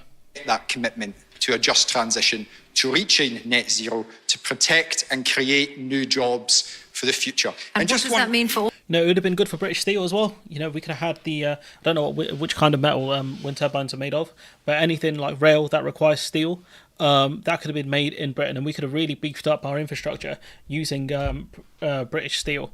So, you know, it's a dereliction from the Labour Party, a dereliction of duty. Oil and gas in the North Sea. And I was actually just going to come to that, helpfully enough, because what Angela has said there in relation to oil and gas, so there's three positions at the moment. There's a Conservative Party position that oil and gas is going to exist forever. I'm afraid it's not, and I can say that with some certainty given where, of course, I live. The Labour Party position is to shut down the North Sea oil and gas sector, which would risk 100,000 jobs. Not my numbers, independent experts in what the Unite Union call putting people on the scrap heap. There is a sensible middle ground. Satoe Hiroshi. That's an interesting name. Which allows us to invest in net zero, protect the jobs of tomorrow, and that's what the SNP are focused on. You weren't in agreement. You didn't want to put a levy on the oil and gas companies. That's not true, Angela. We talked about a transition. You're talking about people lying, and that's not true. Jeez, he actually called someone a liar. Let's go. Scotland built different. They actually said, you're lying. We recognise that we need a transition from oil and gas, and that's what the Green Prosperity Plan is all about. And that's why that's why we put the levy on oil and gas companies to then have Great British Energy, which will give us the jobs for the future. Hundreds of thousands of jobs across the UK, including in Scotland, where Great British Energy is headquartered. I mean, the UK, Gladiana, you're right. The UK actually did a windfall tax. Sunak did a windfall tax, and it was on renewables at the start. Quarters will be based okay, under a Labour government. I'm going to now turn to Daisy Cooper. If I may address that directly, because it was pointed towards me. That's all Starmer had to do in that debate about the 2K tax, is be firm with the host and say, look, I have to address that. We should not be grateful in Scotland for a headquarters. It is our energy. 100,000 jobs are on the line as a result of your policies. No, Misha, he's got to address it. Like she was talking about the windfall tax. He should address that. And there will be more jobs. There will be more jobs in Scotland under our plan. There will be more jobs than 100,000 in Scotland under Labour. Could we bring Daisy Cooper in now? Thanks. The Conservatives have moved the goalposts on climate targets. And what's that done is that has brought uncertainty to the heart of business and people who want to invest in our country and our climate transition. We are facing a climate and ecological emergency, but we don't have to make a choice between economic growth and tackling the climate emergency. We can do both, hand in hand. We really can. So take the example of having a home insulated... Daisy Cooper speaks really fast. I can respect it, but it does... You know, there's different speeds people talk at is kind of nuts. Scheme, an emergency home insulating scheme. That would not only reduce our energy usage, which would be good for the climate, it would reduce our energy bills, which would be good for our pocket, but it would also create a huge raft of new jobs as well, people who could actually go around insulating our homes. So we can do both of them hand in hand, and that's precisely what we need to do. Okay. Rune Up-Yorworth. Nothing's more important than looking after the environment that you will be living in future. There is not a matter of making a choice. In Wales, as it happens, we can create that economic prosperity that we need to build a brighter future for our country, hand in hand with looking after the environment. Whose time is limited? It is. Are you talking about the TV show? Why Plaid Cymru calls for the devolution of the... Your voice is too low and the debate is too loud. I want to raise my volume to hear you. Oh, okay, no worries. The mix is off then. Do you know what the problem is? It says on my software I'm near clipping. I'll turn down the thingy a little bit. Bear with me. Just give me 2 seconds, guys. I'll turn down the volume on the the thing. Bear with. Okay, we'll put it at that. We'll see how that goes. Crown Estates, as has happened to Scotland, but they won't do it to if there's a problem with the audio mix, just let me know. I can change it. Wales, so that we can invest in making the most of our natural resources, in extracting power out of... It's just the mix sounds slightly off based on what Hiroshi is saying. The wind and the tide. It's why we need to see Wales being paid the £4 billion that is owed of the investment in HS2 rail in England. Wales is contributing towards that, even though there's not a mile of that railway in Wales. And we need that in order to drive people onto public transport through investing in connectivity in Wales. And you know what? I'm not surprised hearing the Conservatives refusing to make that commitment to Wales, but it's galling when you have a Labour government in Wales that Labour wants. It's also the difference in volumes between the people on stage as well. That's something that's out of my control. Either. Penny Mordaunt. Done well, both should help the other. What is critical, though, is if you want to reach net zero by 2050, you have to do it with people. You have to ensure that people can afford to get there. If you don't do that, you will fail to reach your targets. We are going to do this at a pace that people can afford. 2050 sounds a long way off, and in this election, you're looking... I mean, in 2050, I'll be older than some of the people on the stage, so... at the next 5 years. At the end of this parliament, if they get in, you will not be able to buy a petrol car. If your boiler goes, you'll have to spend tens of thousands of pounds on a new heat pump. Penny, who's your source? My source is that I made it the fuck up. Other things that need to be done to your home to convert it. My constituents cannot afford that. You heard about because of your GB policies. Energy. You heard about GB Energy. This is an energy company that your money is going to be put into that doesn't produce any energy. In 2050, I'll be dead. At all. It doesn't produce a jot of energy.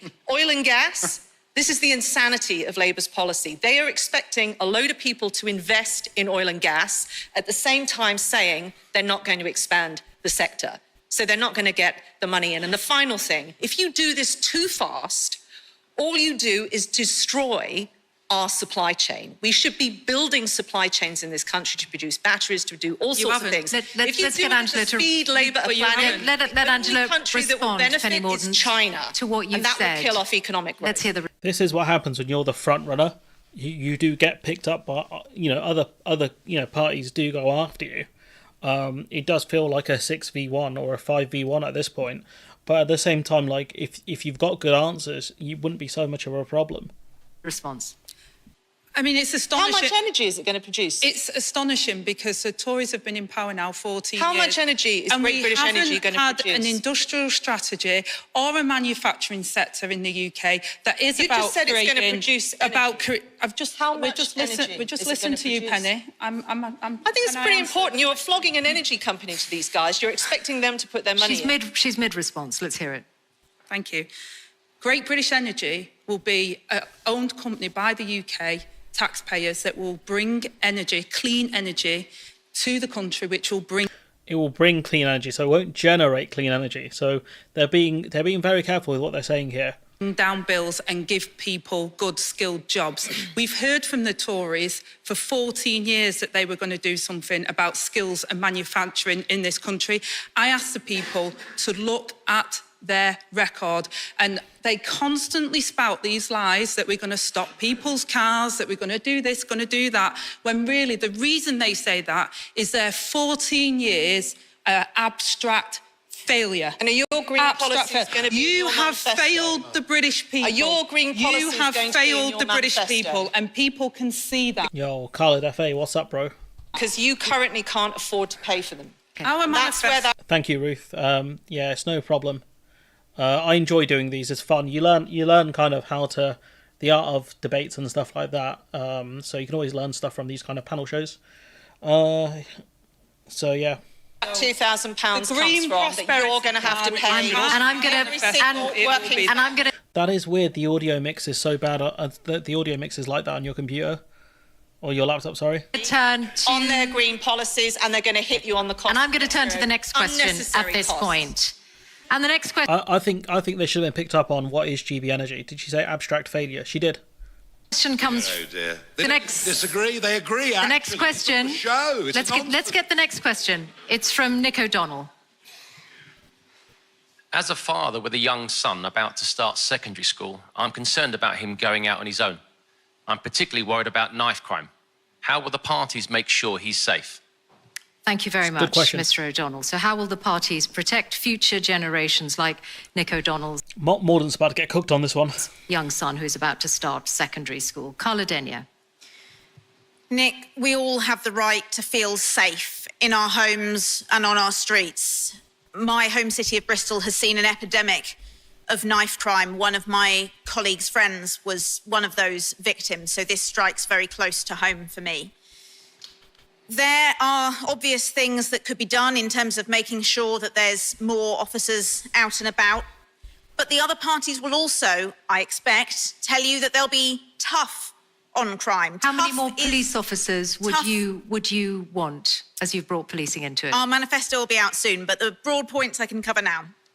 Tough on crime is a rhetoric that we hear Tough on crime, tough on the causes of crime. a lot from other parties, but the reality is that not all crime can be tackled by being tough. And that's something that the Green councillors in Bristol, the largest council in the country that's Green-led, are prioritising.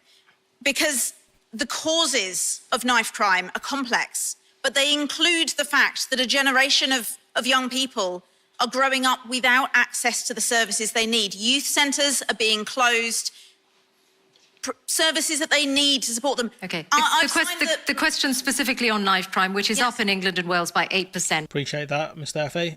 Since 2019. Nigel Farage, how would you protect? Stop and search. We know the area. Oh, stop and search doesn't work, bro. It doesn't. Fundamentally, it doesn't. All you're doing is is just using the police to. It's just racial abuse on people. That's all you stop and search for. Areas in which Well, it's predominantly used if you increase it like the way he's doing. He wants to. If you do not know, Penny Mordaunt is polling 5% behind Labour in Portsmouth North and 55 Tufnell Street, flooding Portsmouth North South with online adverts last 2 weeks. Oh, okay, her seat is in the balance. Lives are most prevalent. Stop and search. And of course, we don't. It's one of the problems with speaking about crime and punishment in this country, genuinely. Don't do it. Oh gosh, if this area has got a high proportion of people from the black and ethnic minority communities, they might call us racist. We've got to stop doing this. We've got to completely forget the colour of people's skins, treat everybody equally. But stop and search isn't equal. That's the problem, you donut. It was used predominantly against black people. There was a guy a couple of years ago, he spoke about his experience with stop and search. He was a civil servant. He worked for the government, and he faced he was stop and search multiple times. And he said, he felt embarrassing because it does. They put you up against the wall and they pat you down and they make you feel like a criminal. I'm not saying there isn't a place for stop and search, but fundamentally it doesn't work. That's one of the problems, because it's used too aggressively on people. Because all they have to do is suspect you of not even suspect you of a crime. Or, just a thought crime. They're like, oh, he looks like a criminal. He's wearing a puffer jacket. They literally said to a guy in summer, oh, you're wearing a puffer jacket. That's suspicious. We're going to search you. And he's like, what? But we must. Because they have a preconceived notion of what a criminal looks like. Black, wears a coat, male, etc. That's the way they see it. We had a justice minister in Ireland who was going to introduce zero tolerance. He shot himself when the Garda commissioner explained what zero tolerance meant. I see. Hello, Khalid and QA. Do stop and search. We must do it in a very, very tough way. We have to have proper sentences. And it's but one area, isn't it? I mean, you can go shoplifting. Yeah, she's a potential. She's going to be, if she wins, she'll probably be leader of the Tory party. Now, any of you can go out and nick up to 200 quid's worth without being prosecuted. We are seeing a decline, a societal decline of law and order in this country. And this is partly true. This is not legal advice. I'm not saying if you steal stuff from a shop, you won't be prosecuted for it. But the prisons are full, the justice system is backlogged, the police are well overstretched. They're not. They don't have the capacity to do a shoplifting, and we've seen that's a massive problem for shops throughout the country, where you've got like security tags on blocks of cheese in some places and on milk. And frankly, government. But that's predominantly down to poverty. Like people steal milk and basic essentials like baby formula because they're poor. They can't afford it, and that's a failure of the government. And the police forces have been too scared to do what needs to be done. It's yet another area of Britain that is broken and needs radical surgery. Daisy Cooper. Surprised no one applauded that.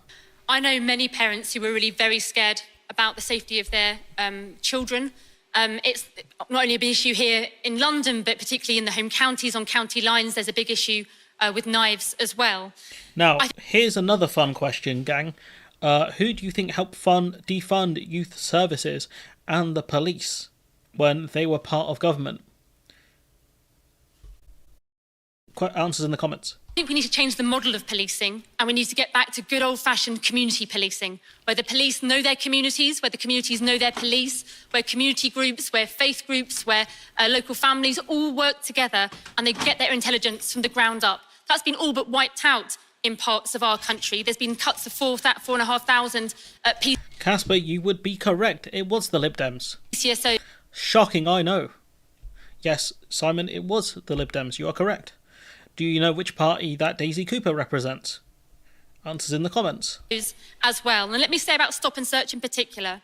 Stop and search can be a useful tool in some circumstances, but suspicionless stop and search, which has been used... This is what I was trying to say, but I said it clumsily. Has been used to target particular groups of people is not valid and should not be used. So where there is a suspicion of somebody, it can be used, but it has to be used in a targeted way based on evidence, not on profiling. Nigel Well, Farage? we do know the areas in which knife crime is the most prevalent, and there is no question, that we are scared. And those are the areas with the most inequality, which is why tackling inequality is an important part of the answer. That may be what you have to do to solve the problem ultimately, by giving people equality of opportunity. Do we not want to solve the problem ultimately? Is that not the point? But you can't give people equality.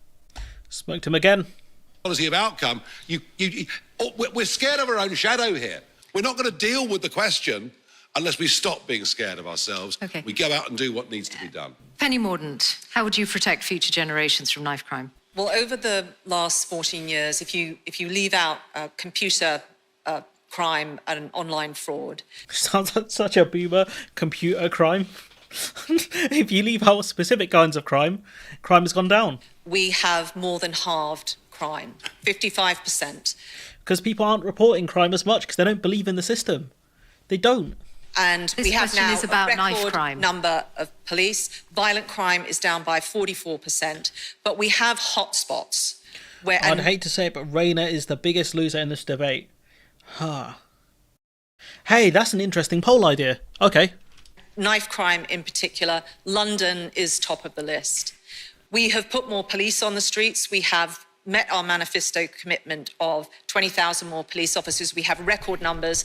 And where you have Conservative police crime commissioners, like my area in Hampshire, you have local bodies Actually, on the West beat. Midlands We've has got the highest rate of knife crime. Absolutely. And that has That's had that's a Labour did police until crime commissioner. That did as until well. recently If have you a are- Conservative mayor. If you are in, but he wasn't responsible for police. There was a police crime commissioner, and it was Labour. If you live in a Labour area, you are 40% more likely to be a victim of crime.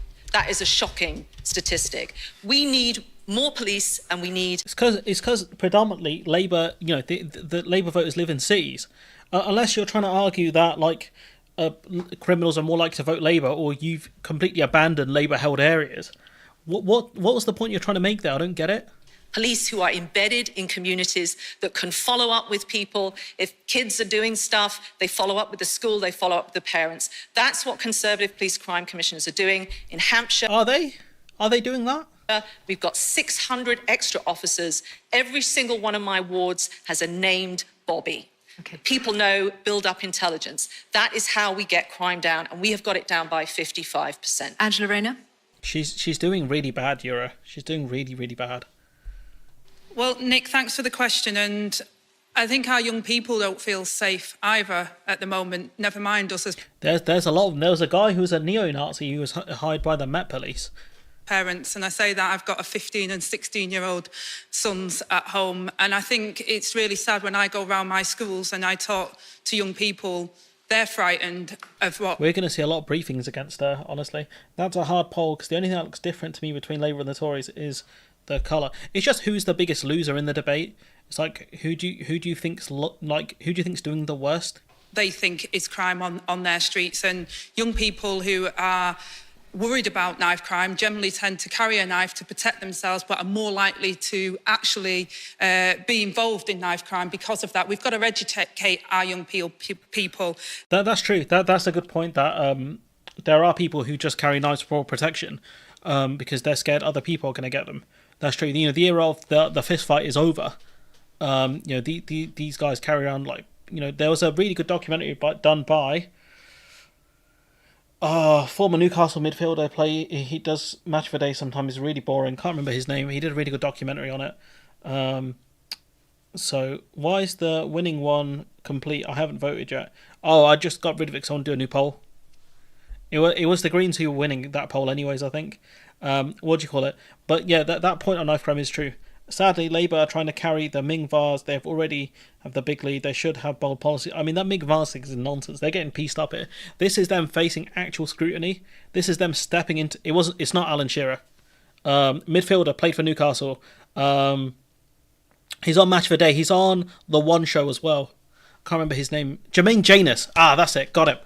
Jermaine Janus. He did a really good documentary on knife crime in, I think it was Nottingham, where one of the guys was talking about, he goes, like, if I don't carry this knife, the other guy will, and I'll get stabbed. And it was a machete, I think. And they got another one called, I think it's a kind of machete, it's called a zombie killer, a ZK. I think it was nasty. And that means... Yeah, it was even... No, I can go up and have a look. The SN... Oh, you're right, actually. Yeah, I guess you would have swung it for the SNB. So we've got to have... That's fair, Ruth. I didn't see it changed. Those neighbourhood police, we've had them cut. We said we'd put 13,000 more neighbourhood police on the street. Penny talked about 20... Played for Spurs too. Yeah, he did. He played for Spurs and for Newcastle. 20,000 police officers.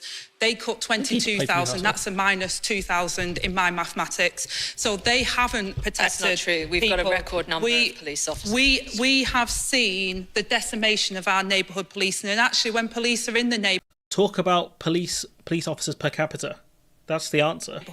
They get to know the young people, they can work with them, and we can really get our young people feeling safe on the streets again, because I think that is one of the real scandals at the moment, is our young people feel that they will be protected if they carry a knife. That is completely untrue, and we've got to educate them and make them feel safe again. Raina Pureworth.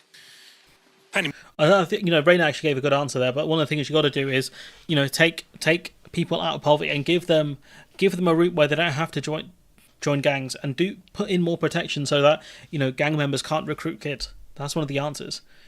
Mordaunt was referring to some areas having higher levels of crime than others. Let's be straight about it. It's areas which are suffering most poverty that will suffer the highest levels of crime.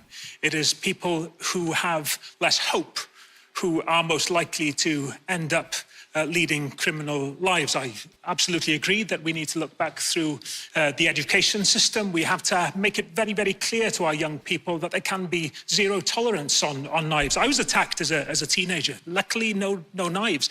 My son was attacked a couple of years ago. Again, luckily, no knives involved. But it makes me too very, very worried about the future for young people. But for us in Wales, what's absolutely key is that we bring the decision-making closer to communities such as yours, so that we can see the devolving of justice and policing, so that we can devise systems that work for Wales.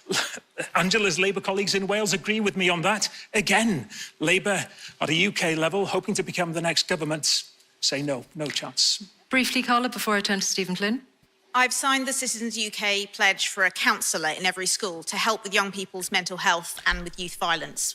That's something that's really great, because it needs to be. It can't just be teachers who have to look for the signs. Teachers are stretched as is. When I was younger as a kid, teachers were meant to look at the signs of like abuse and things like that. Now they've got 30 plus kids they've got to educate. One of the things that would help is reducing class sizes. But I agree with that. A counsellor in every school, that would be good. Will the others on the panel today join me? Well, we already committed that we'd have mental health services in schools. That's one of our commitments. I mean, that wasn't the question, but okay. Stephen Flynn, on the broader question. Oh, that was rough. Of policing. Police officer numbers in Scotland are at the lowest level since 2008. Now, police in Scotland are not investigating every low-level crime. And thankfully, of course, Nick, in relation to your direct question, if I remember the figures correctly, serious knife crime in Scotland is comparatively low compared with many other areas. Now, that's not to be complacent, because as a dad, I share your concerns. I worry about what the future holds for my kids. But ultimately, the solution lies in what Reen has said. What we need to do is make sure that we are investing in the areas that need support the most. Poverty is a major driver behind this, and Westminster has failed generations of young people by not providing them with the hope for a better future, so they turn. I don't know, it just felt like it kind of fell on deaf ears, that one. It was a good point what she made, honestly, Caledenia, though. To violence when they perhaps shouldn't. I think that... I wish Flynn was leading the SNP as well, but I'm also glad to have him down here, because he does a good job in PMQs, a really good job. And I think he'd get bogged down in SNP politics up there. Something we should all reflect upon going into this general election, where £18 billion of public sector cuts are coming down the line, and the future Labour government has no answers. But this he keeps going for this point consistently. Question was about how the parties are going to protect future generations, like Nick O'Donnell's son. How can he feel confident of that if someone in a similar position in Scotland see the police not investigating every crime? Well, of course, as I've... The police in England don't investigate every crime. Already outlined, as I understand it to be the case, serious knife crime instances in Scotland are comparatively low in comparison to elsewhere. Hey, QA, you know this debate's finished, yeah? Can you find a snap hole for this debate? But our police officer numbers are, of course, still higher than when we came into government, again, if I understand correctly. But there's a wider picture to be had here, and that means police officers working with local communities, working with schools, working with our young people to offer them hope and optimism for the future. And I'm afraid that Westminster doesn't offer that hope and optimism right now. Okay. Nigel Farage. Yeah, look, again, I just think our whole approach to crime is wrong. Low-level crime is rapidly growing. Street-level crime is rapidly growing. And the old theories about New York and how it was cleaned up, it was if you deal with the stuff at the bottom, i.e. people carrying knives, shoplifting, graffiti... It's the broken houses policy, I think that's what it was called, based on the seasons of Blue Bloods I watched. Broken windows, you might just deal with the more serious stuff. I think we also should add into all of this the blight of drugs and drug gangs in our cities, that whole culture. The county line stuff, yeah, that's true. It has been absolutely disastrous, and nobody has yet found the answer to that. Okay, well, that was... Well, decriminalisation of drugs would be one. Selling, weed like we saw tobacco would probably help a little bit as well. Trying to encourage kids not to go into a life of crime by offering them possible actual life paths, quality of opportunity, that would help as well. Our final question. So I'm going to thank you all for your responses, to all of those here in the audience who have shared their questions with us. But it is time now to go to the party's final thoughts. And for that, they have been given 30 seconds for a final thought from each of them. And the order of those final thoughts, those final statements, was chosen earlier by lot. So let us go to the first of those, and it's from Angela Rayner. After 14 years of chaos, it's time for change. Keir Starmer has changed the Labour Party. Our fully costed plan for Britain will secure our economy, will bring down NHS waiting times with 40,000 new appointments every week, and will secure our borders. Just post it. Honestly, just post it. Not with gimmicks, but with a credible plan to smash the gangs. We'll create Great British Energy, bringing down bills and creating thousands of well-paid jobs. We'll boost neighbourhood police to tackle antisocial behaviour, and we'll hire 6,500 new teachers. So if you want change, vote Labour. Stephen Flynn. The Tories are finished, so the choice is simple. Who do voters best trust to put Scotland's interests first in Westminster. Now, in the SNP, we know what it is that we believe in. Investment in our NHS, action on the cost of living crisis, rejoining the European single market and creating economic growth by delivering on net zero. Unlike the Labour Party, we will never, ever get comfortable with the Westminster status quo, and we will always fight for Scotland's right to choose its own future. So on the 4th of July, vote to put Scotland's interests first. Vote SNP. Caledenia. We can all see the Tories are toast, thank goodness. But we deserve better than a Labour Party that is That's true, Rowan. They're voting against the Conservatives. offering more of the same. Angela says that Keir has changed the Labour Party, and she's right. He's changed them into the Conservatives. Frankly, Sorry, that was pretty good. I wasn't expecting that. Sorry. I know I get immature and I laugh at these kind of zingers, but that was pretty good. She's changed them into the Conservatives. That's pretty good. our children deserve better. The Green Party is on the cusp of breaking through in seats up and down the country. Green MPs will never stop defending our future, protecting our NHS from privatisation and pushing the next Labour government to do better. We deserve real hope and real change. Vote Green. Rena Pureworth. It's pretty good. I can't lie, that's the best one so far. This evening, I've been able to stand up for Wales, yes, but also for a different kind of politics that hopefully has been able to feel relevant wherever you are. My vision is a positive one. This isn't as good as it gets. The Conservatives are gone. They are finished, and it can't come quickly enough. But there is a real chance here to send Labour a message too. Stop taking Wales for granted. It is true that communities throughout the UK feel as if they are being ignored. Well, I won't let Wales be. So vote Plaid Cymru on the 4th of July. Penny Mordaunt. We've come through tough times, and now there is a choice to be made. You can choose Angela Rayner and Keir Starmer and get higher taxes, higher bills, and have your pension raided. Or you can stick with us and the plan that is working. We will cut your taxes, we will protect your pension, and we will defend this nation. I'm actually, guys, I'm not going to lie to you, I'm actually so mad that Rayner let the Tories get away again with that 2K tax lie. I'm actually really frustrated about that. I can't wait for someone to spin it as it's a 5D chess move. You just don't get it, bro. You're a Tory enabler and blah, blah, blah, blah. And all this other nonsense. I'm so lost. For a more secure future, vote Conservative. Daisy Cooper. That was a really... Who was applauding for her? Our country is crying out for change, and it's not hard to see why. Under this Conservative government, everything feels people have lost a lot in pensions because of the Tories, to be fair. broken. Nothing works. Under I think it's by more than a hair, I'll be real, Rowan. Ed Davies' leadership, the Liberal I think she Democrats smoked will the pack. fix our NHS and social care, You were the ones who helped destroy it. tackle the cost of living crisis, and put an end to the scandal of filthy raw sewage being dumped in our rivers and streams. Every vote for the Liberal Democrats is a vote for a fair deal and a vote to help deliver the change that we all so desperately want and I really hope Farage doesn't get the last word in, but I think he is, right? need. Nigel Farage. Oh, Lord, he's not. Okay. Oh, no, he is, isn't he? Because I think Flynn already spoke. The other six, I don't need an auto cue. I'm here because I believe in what I believe in. Our politics isn't Yeah, that's fair, Nigel. Actually, I'll give you a smack the pack for that one. working.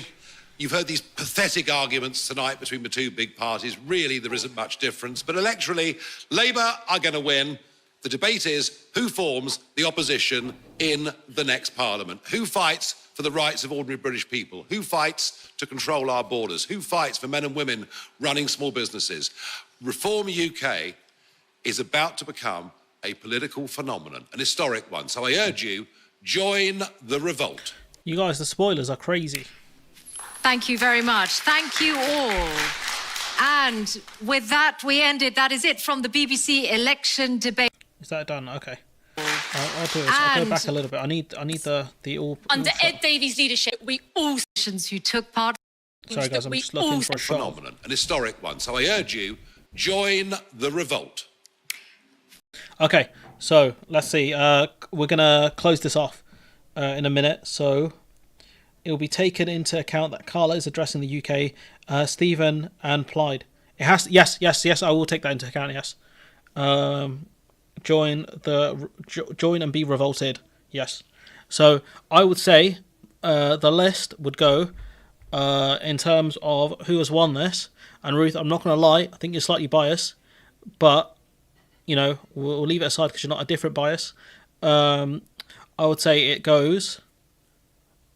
Join the revolting, exactly. It goes Carla Dania, who definitely split the pack on this one. That was a really good performance from her. So she definitely wins, I think, hands down. I think it would be very hard to deny she's won it. And I would disagree, Rowan. I think she's won it by a clear amount. I think I'd put the SNP second. I'd put the SNP second. I would put, sadly, I say this with a heavy heart, I put Nigel Farage third. I'd put the Plaid guy fourth. I think he did okay, considering like it was a bit filibustery in areas. I'd put the Lib Dems in what we got 1, 2, 3, 4, 5 in fifth. I'd put the Lib Dems in fifth, and then I would put this is tough. Hang on now. Sorry, I'm just losing track of maths here. 1, 2, 3, 4, 5. I'd put the Tories in sixth, and I'd put Labour last in seventh. I would put Labour last. I'd go so the list best to worst performance. Bottom equal, okay. I'd go. I'm just going to put this in for the chat in case anyone watches the back. Greens, SNP. I'll put Nigel because Nigel is basically the party.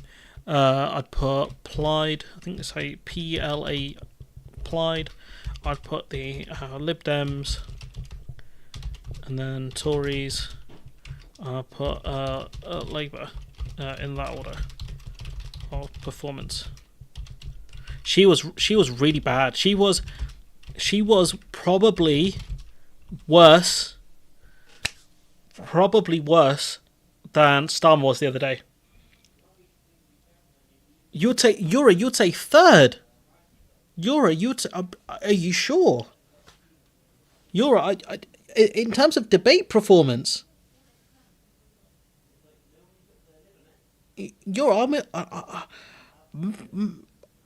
bro, are you on Discord? If you're on Discord, I will literally call you over this right now. Wow. There's no way, ain't no way, in the words of Future, ain't no way, ain't no goddamn way you're going to put Labour third. No way you'd put Labour third based on debate performance. Even based on policy, if it was up to me, I'd go probably Greens first, SNP second, Plaid third, bloody Lib Dems fourth, Labour fifth. Ain't no way. Bro, wow, that's rough, buddy. That is no way. There's no way you can... There's no way. She got pieced up, bro. She got pieced up by the Greens over the 2-child cap and cutting out on green energy. She got pieced up by the SNP over energy. She got pieced up by Plaid over energy. Even Nigel was taking shots. The Lib Dems were taking shots. The Tories, she was just endlessly arguing with what's her name? With Penny Mordaunt. Didn't dispute the 2K tax thing. Didn't dispute the 2K tax lie. Third.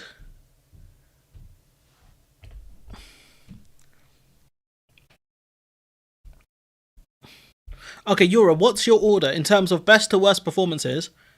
What's your order? Because I'm listening to what you're saying, and my only thought is this. Ugh. Brother. Yeah. Joe Gibbs, I agree. That's why she's near the bottom. She told her Penny she's lying. Yeah, but she didn't explain the lie. You know, at least Flynn was like, "You're lying," and he explained the lie. She got destroyed by the Tories, but not. Yeah. Guys, okay, Joe Gibbs, I'll give you a pass because I agree Penny Mordaunt was poor, but Yura, based on this debate performance and this debate performance alone, right, which is what we are basing this on, this is the criteria I have set. Carl and Flynn plied, okay, top 3 there.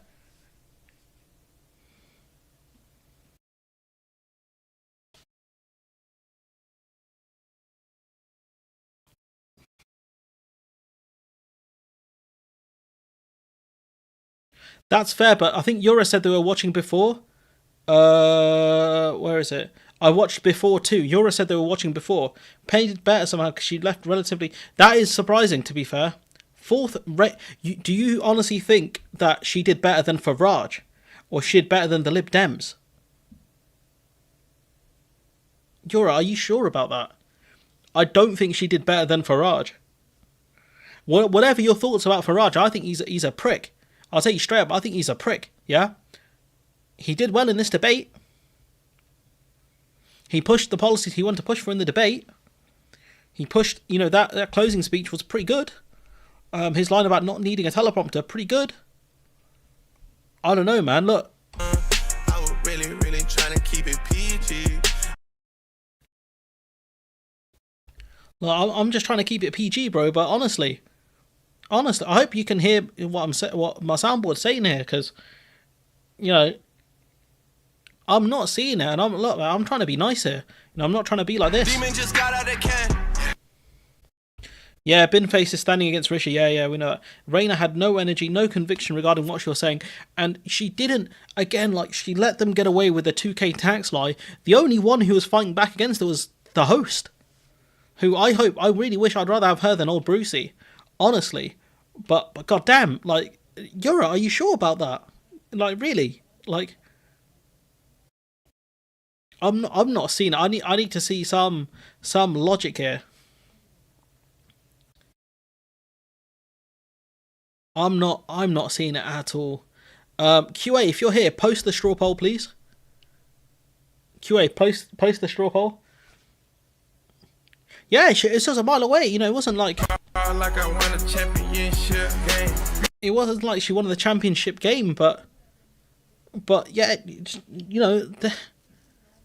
can find any. If you got one, just post it. I'd love to see one, or just DM me on Discord. I'll put it up. The only reason I wouldn't vote for Garage and his policies is he did inspire change for me, but not through. Yeah, vote for Garage. Vote for Garage. Yeah, honestly, guys, oh goddamn no! I expect to be better. Come on, all I'm saying is, yeah, I cannot. And the audience backs me on this one as well, based on the minor polling I've got here. There's not a big sample size, 16 people. Who's the biggest loser in the debate? The majority of people voted for Labour. Can we rate the moderator? Okay. Yeah, sure, why not? Okay. Did the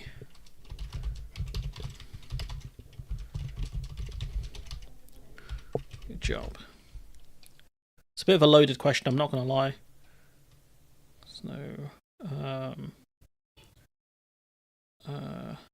Okay, yeah, we'll leave it at that. How do I next this one? Okay, we'll do another poll. I like doing these, actually, they're fun. Thought she did decent. I don't want to pollute the poll, but yeah, I thought she did okay. I'll be honest. As far as, look, the way I see it is, right, as far as TV debates go, James Holmes gifted 1 membership. Thank you, my man. I appreciate that. Big up James Holmes in the chat. There should be mute mics. I agree with that. I think the Americans might do that, but Yura, yeah, I'll be real. I don't know how you can put Reina in the top 5. In the top 5, she's definitely not in the top 3. Honestly, are you guys cooking the host? You guys are mean. Honestly, for the life of me, guys, I cannot, like. For me, I'm being as objective as possible. Fifth. Okay, fair. Fifth. Who would you say had a worse performance than her? Take any bias you have out of this. In terms of what you think about the individual character, look purely at the debate. At the debate performance, because honestly, I'm not seeing it. You know, it's the part with the bite, but I'm not seeing it. Because for me personally, oh lord, yeah, Hiroshi, mate, the ITV one was abysmal. Oh my god, don't even get me started on that. No, last time I saw a performance that bad was me on FIFA last night when I lost like 4-0 on Seasons, and I quit. Tory election chaos, more candidates quit in the lead up to nominations deadline. 2 candidates announced they are pulling out less than an hour before nominations. Lol. For your Move to Scotland fund, I will put that towards my pizza fund, Rowan. But I appreciate it all the same. All donations go to the pizza fund. I've got 3 messages. What is this?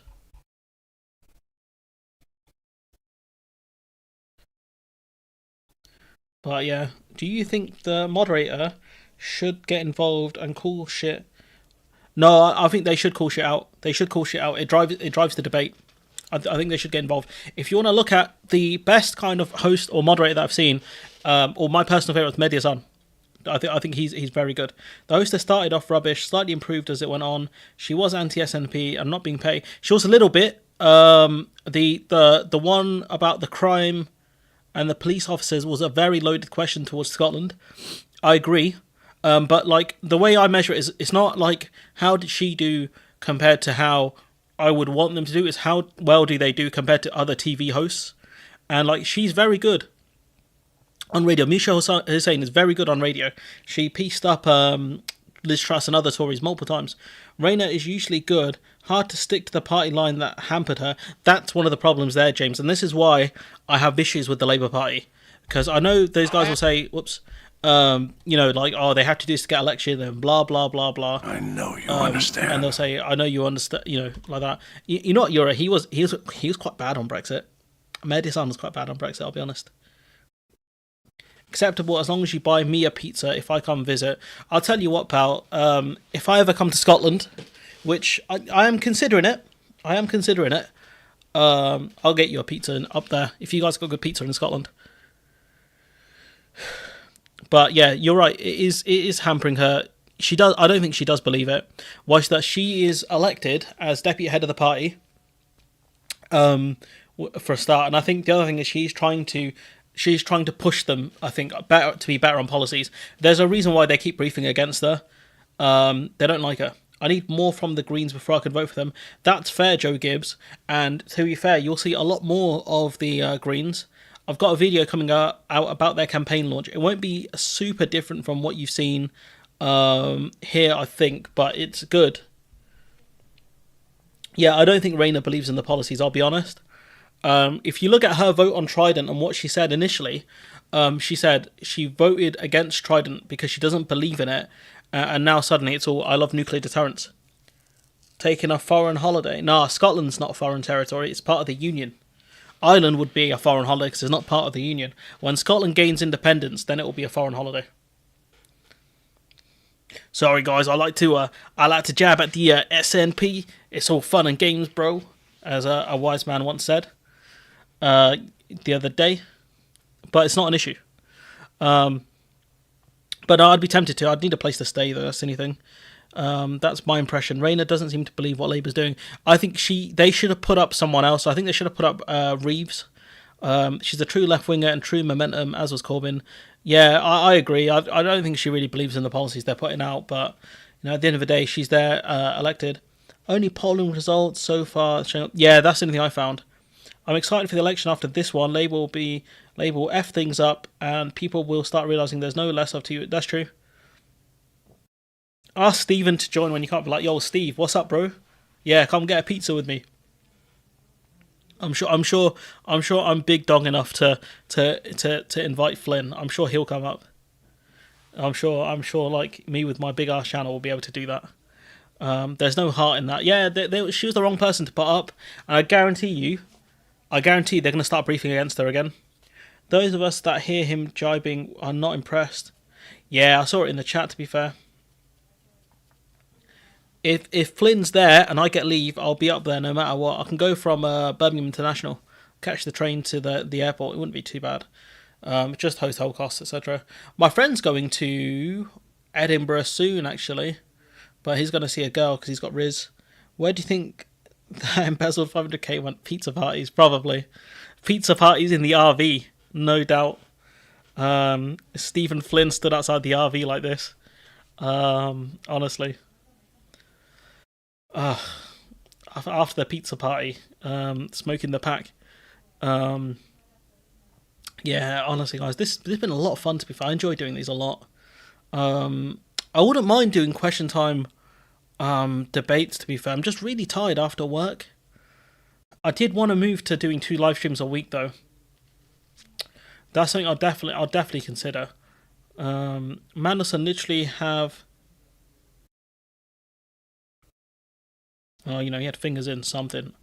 Bowler hat, man. Yeah, it's not an issue. But yeah, no. I don't know why bro's taking jabs at Labour. It looks like the majority of you think that the host did a poor job, which is kind of nuts, in my opinion. Let's see, it's about 19... 19 people here, 14 votes, yeah. Just, if you haven't voted in the poll, just please feel free to do so. Briefing against it. Yeah, they'll do it. They'll do it again. That's what they did. After the... Yeah, I'll be up late. As long as I can get the day off on the 5th, I'll be there no matter what. I got the 4th off. I don't have the 5th. Ruth, to call him a bell would be an insult. Honestly, it's annoying. We've got more viewers now than we did during the actual like content thing. What were we saying? Yeah, briefing against it. They did that. If you look at it, after the first is 2020 council election losses, they blamed Angela Rayner because she was wearing some sort of leopard thing. Leopard like print outfit or some nonsense. And they briefed against her. And they've consistently briefed against her. And do you know what she's done? She started briefing back against them a few months ago. So yeah, it's a cold war in the Labour Party, honestly. I looked up the Northern Irish Party this morning. But yeah, no, I think going back to the point, Yura, because I'm kind of dragging out the stream a little bit to get an answer from you. Do you really think she did that great? I think top 5 would be a bit more fair, but I think she did the worst out of the group, I'll be honest. I'm trying to take my bias out of this as much as possible. She didn't do great. She didn't really answer questions. She got pieced up, which, you know, when you're the front runner, it will happen. When you're the one everyone's assuming is going to win. I thought the host done okay. A bit weird on the SNP. Used to that? Yeah, I'd say so. Holmes. Sorry, that's really funny to say. I'll stop if you want me to, but yeah, I'd say so, Holmes, honestly.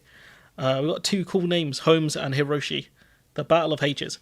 I want at least one more debate between Starmer and Sunak before the GE, this time proper debate, pro-moderator. Honestly, if they got me to do it, it'd be fun. Yeah, she's pretty short, but I think, in her defence, Rayna has heels on. And Daisy Cooper doesn't. But I think she's wearing boat shoes. Carla Denya's wearing boat shoes. I'm assuming Mordaunt's probably wearing heels as well. So that's probably why she looks extra short. She looks as similar as her height to Daisy Cooper, to be fair. I don't think she's that short. It's because Rayna's got heels, I think. That's what makes it look worse. How'd it go? I think it went well. Kieran, I think the Greens won it. Easy clap. Davies' percentage came from Ipsos up to the 4th of June. I'm biased. I must be biased. I hate Tories. I mean, to be fair, most of the panel aren't Tories. There's only one Tory there on the stage. So yeah, you gotta. It's hard to take your bias out, and I think other people in the space do struggle with it, whether they know it or not, or whether they do it on purpose or not. That's up to them really. But like in these kind of debates, you got to look at who landed. It's like a boxing match. Who landed? Who did the most damage to the person? The art of boxing is hit and don't get hit, and effectively, who are the ones who got out unscathed? Was the moderator? Yes, 100% she was. Yeah. Yeah, no, she had some areas where I'm like, you should do better, but she did call out the 2K lie and some other stuff. She actually did. She fought Labour's corner arguably better than Labour did, so there was that. Reform versus the Tories. I Reform are worse, bro. I'll be honest. Reform are worse. I'll be real. You Reform are way worse. They will actively go after minorities. In the most horrific of ways, I think. They're worse. Is there any more? Is there anything else you guys want me to discuss? Because I'll have to go off in a few minutes. Is there anything else you guys want to discuss specifically about this debate or anything else? Union refuses to endorse. Do you know what's hilarious? Is that Sharon Graham, the Unite Union boss? See, is it Sharon? I think her name's Sharon something. The Unite Union General Secretary. Yeah, I think that's her. I think she's blonde. Yeah. She was fairly recently. Actually, she was saying like Labour's policy is actually good, and they endorsed it. What's your line of work? Can't reveal, Ruth. Classified. Classified information, that is. They won't endorse it. Yeah. So initially they said Labour's plans were good, and then I think Labour changed them. And then she came out and said Labour's plans have more holes than Swiss cheese. So you're right. So Unite Union, that'll be interesting to see how that plays out. So yeah, is there anything else you guys want to talk about?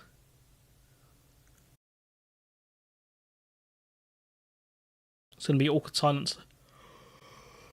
Excuse me.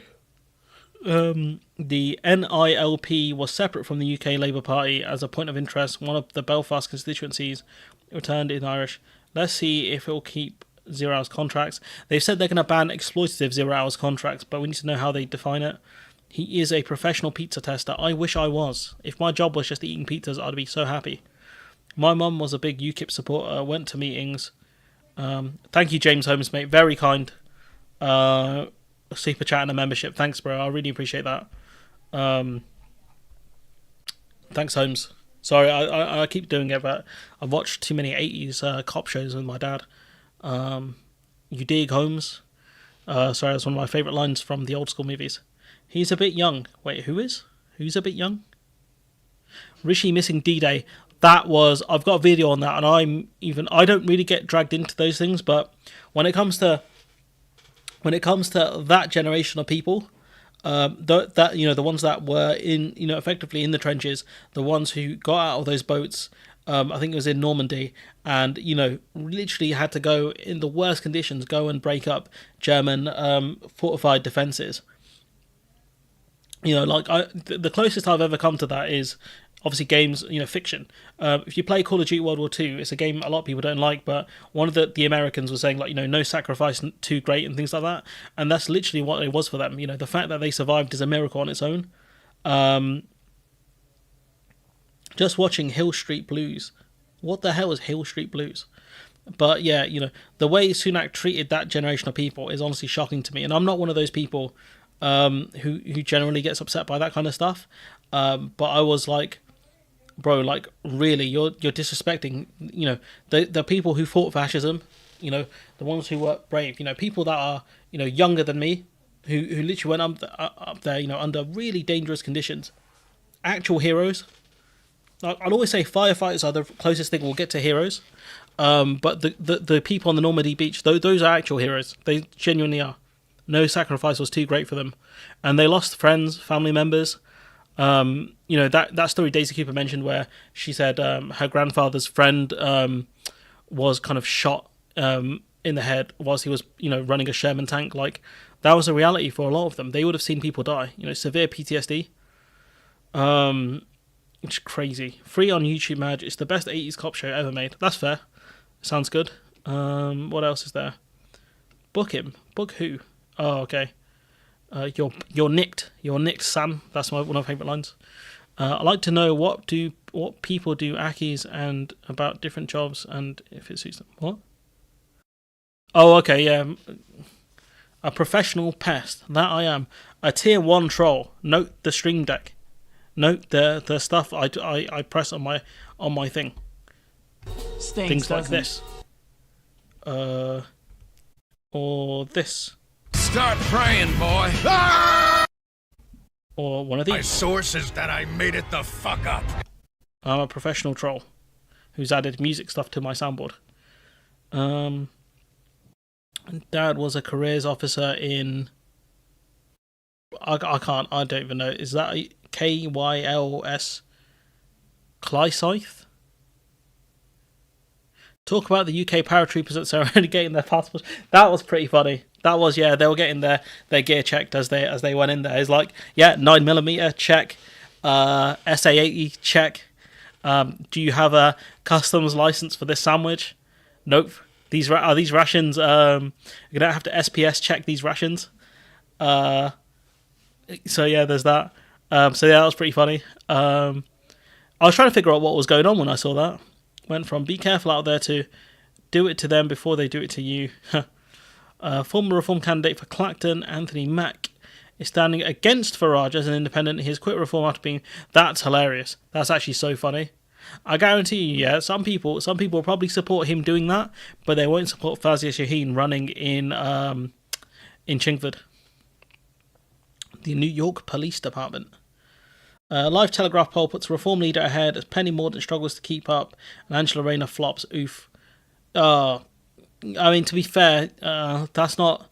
They're not the ones I'd listen to, but I think that will be the general consensus. I've been DM'd by someone. You going to be on Discord after? I will be, Rowan. Who's that? But, yeah. Honestly, I will be on Discord later. Most definitely, no point in hiding it. Anything else you guys want to discuss before I jump off in a couple of minutes? Go to bed, Maj. You sound like you're done. I'm done every day, mate, honestly. I've got through about... Let me see. Got through about 4 videos today.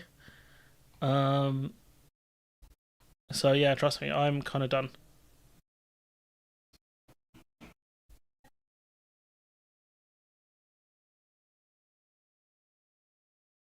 So, trust me, I'm done every day, though.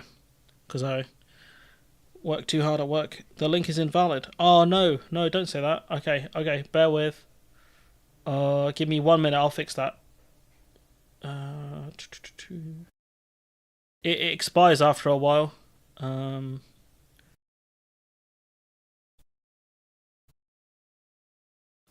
is it not? That should be it. That should work. So yeah, no, that should work. They certainly were. So yeah, sort 2 of the vids.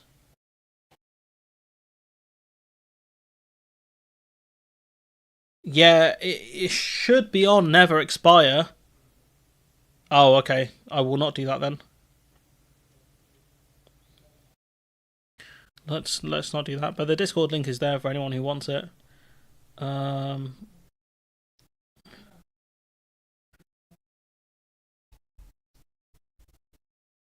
So yeah, there is that. Let's see. Breasts grow old disgracefully. Yeah. Any final thoughts, guys, on what we witnessed? I think it was better than the last debates. I'll be honest.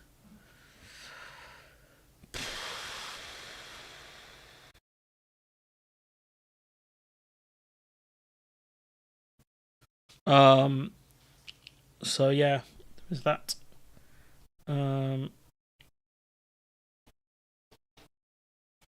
Yeah, honestly, gang, I think I'm out of stuff to talk about on here. Phil, Ruth, evening. Is there anything? I think we'll call it a day then, and I'll go get something to eat before I jump on Discord. Thanks everyone. Thanks for all the super chats and memberships. Couple new people I haven't really seen before. Like Hiroshi and Holmes. I'm not sure if I have seen you guys before. I could be wrong. If I am wrong, I'm sorry. But yeah, take it easy all. Yeah, I think we'll wrap it up here. I need to add the Tobey Maguire clip where he says, "See you," jump onto my soundboard for moments like this. I don't have really anything to play us out. But yeah, we'll put some. Thanks for today. Join your Discord. I had a feeling you were. We're gonna, in honor of Carla Denya's great performance, we're gonna end with the Smoke in the Pack clip, because that is what she did today. And so yeah, I'll catch you guys. Not tomorrow. I'm not streaming tomorrow. Probably next week. I'll be honest. I'll catch you guys next week. Bye bye.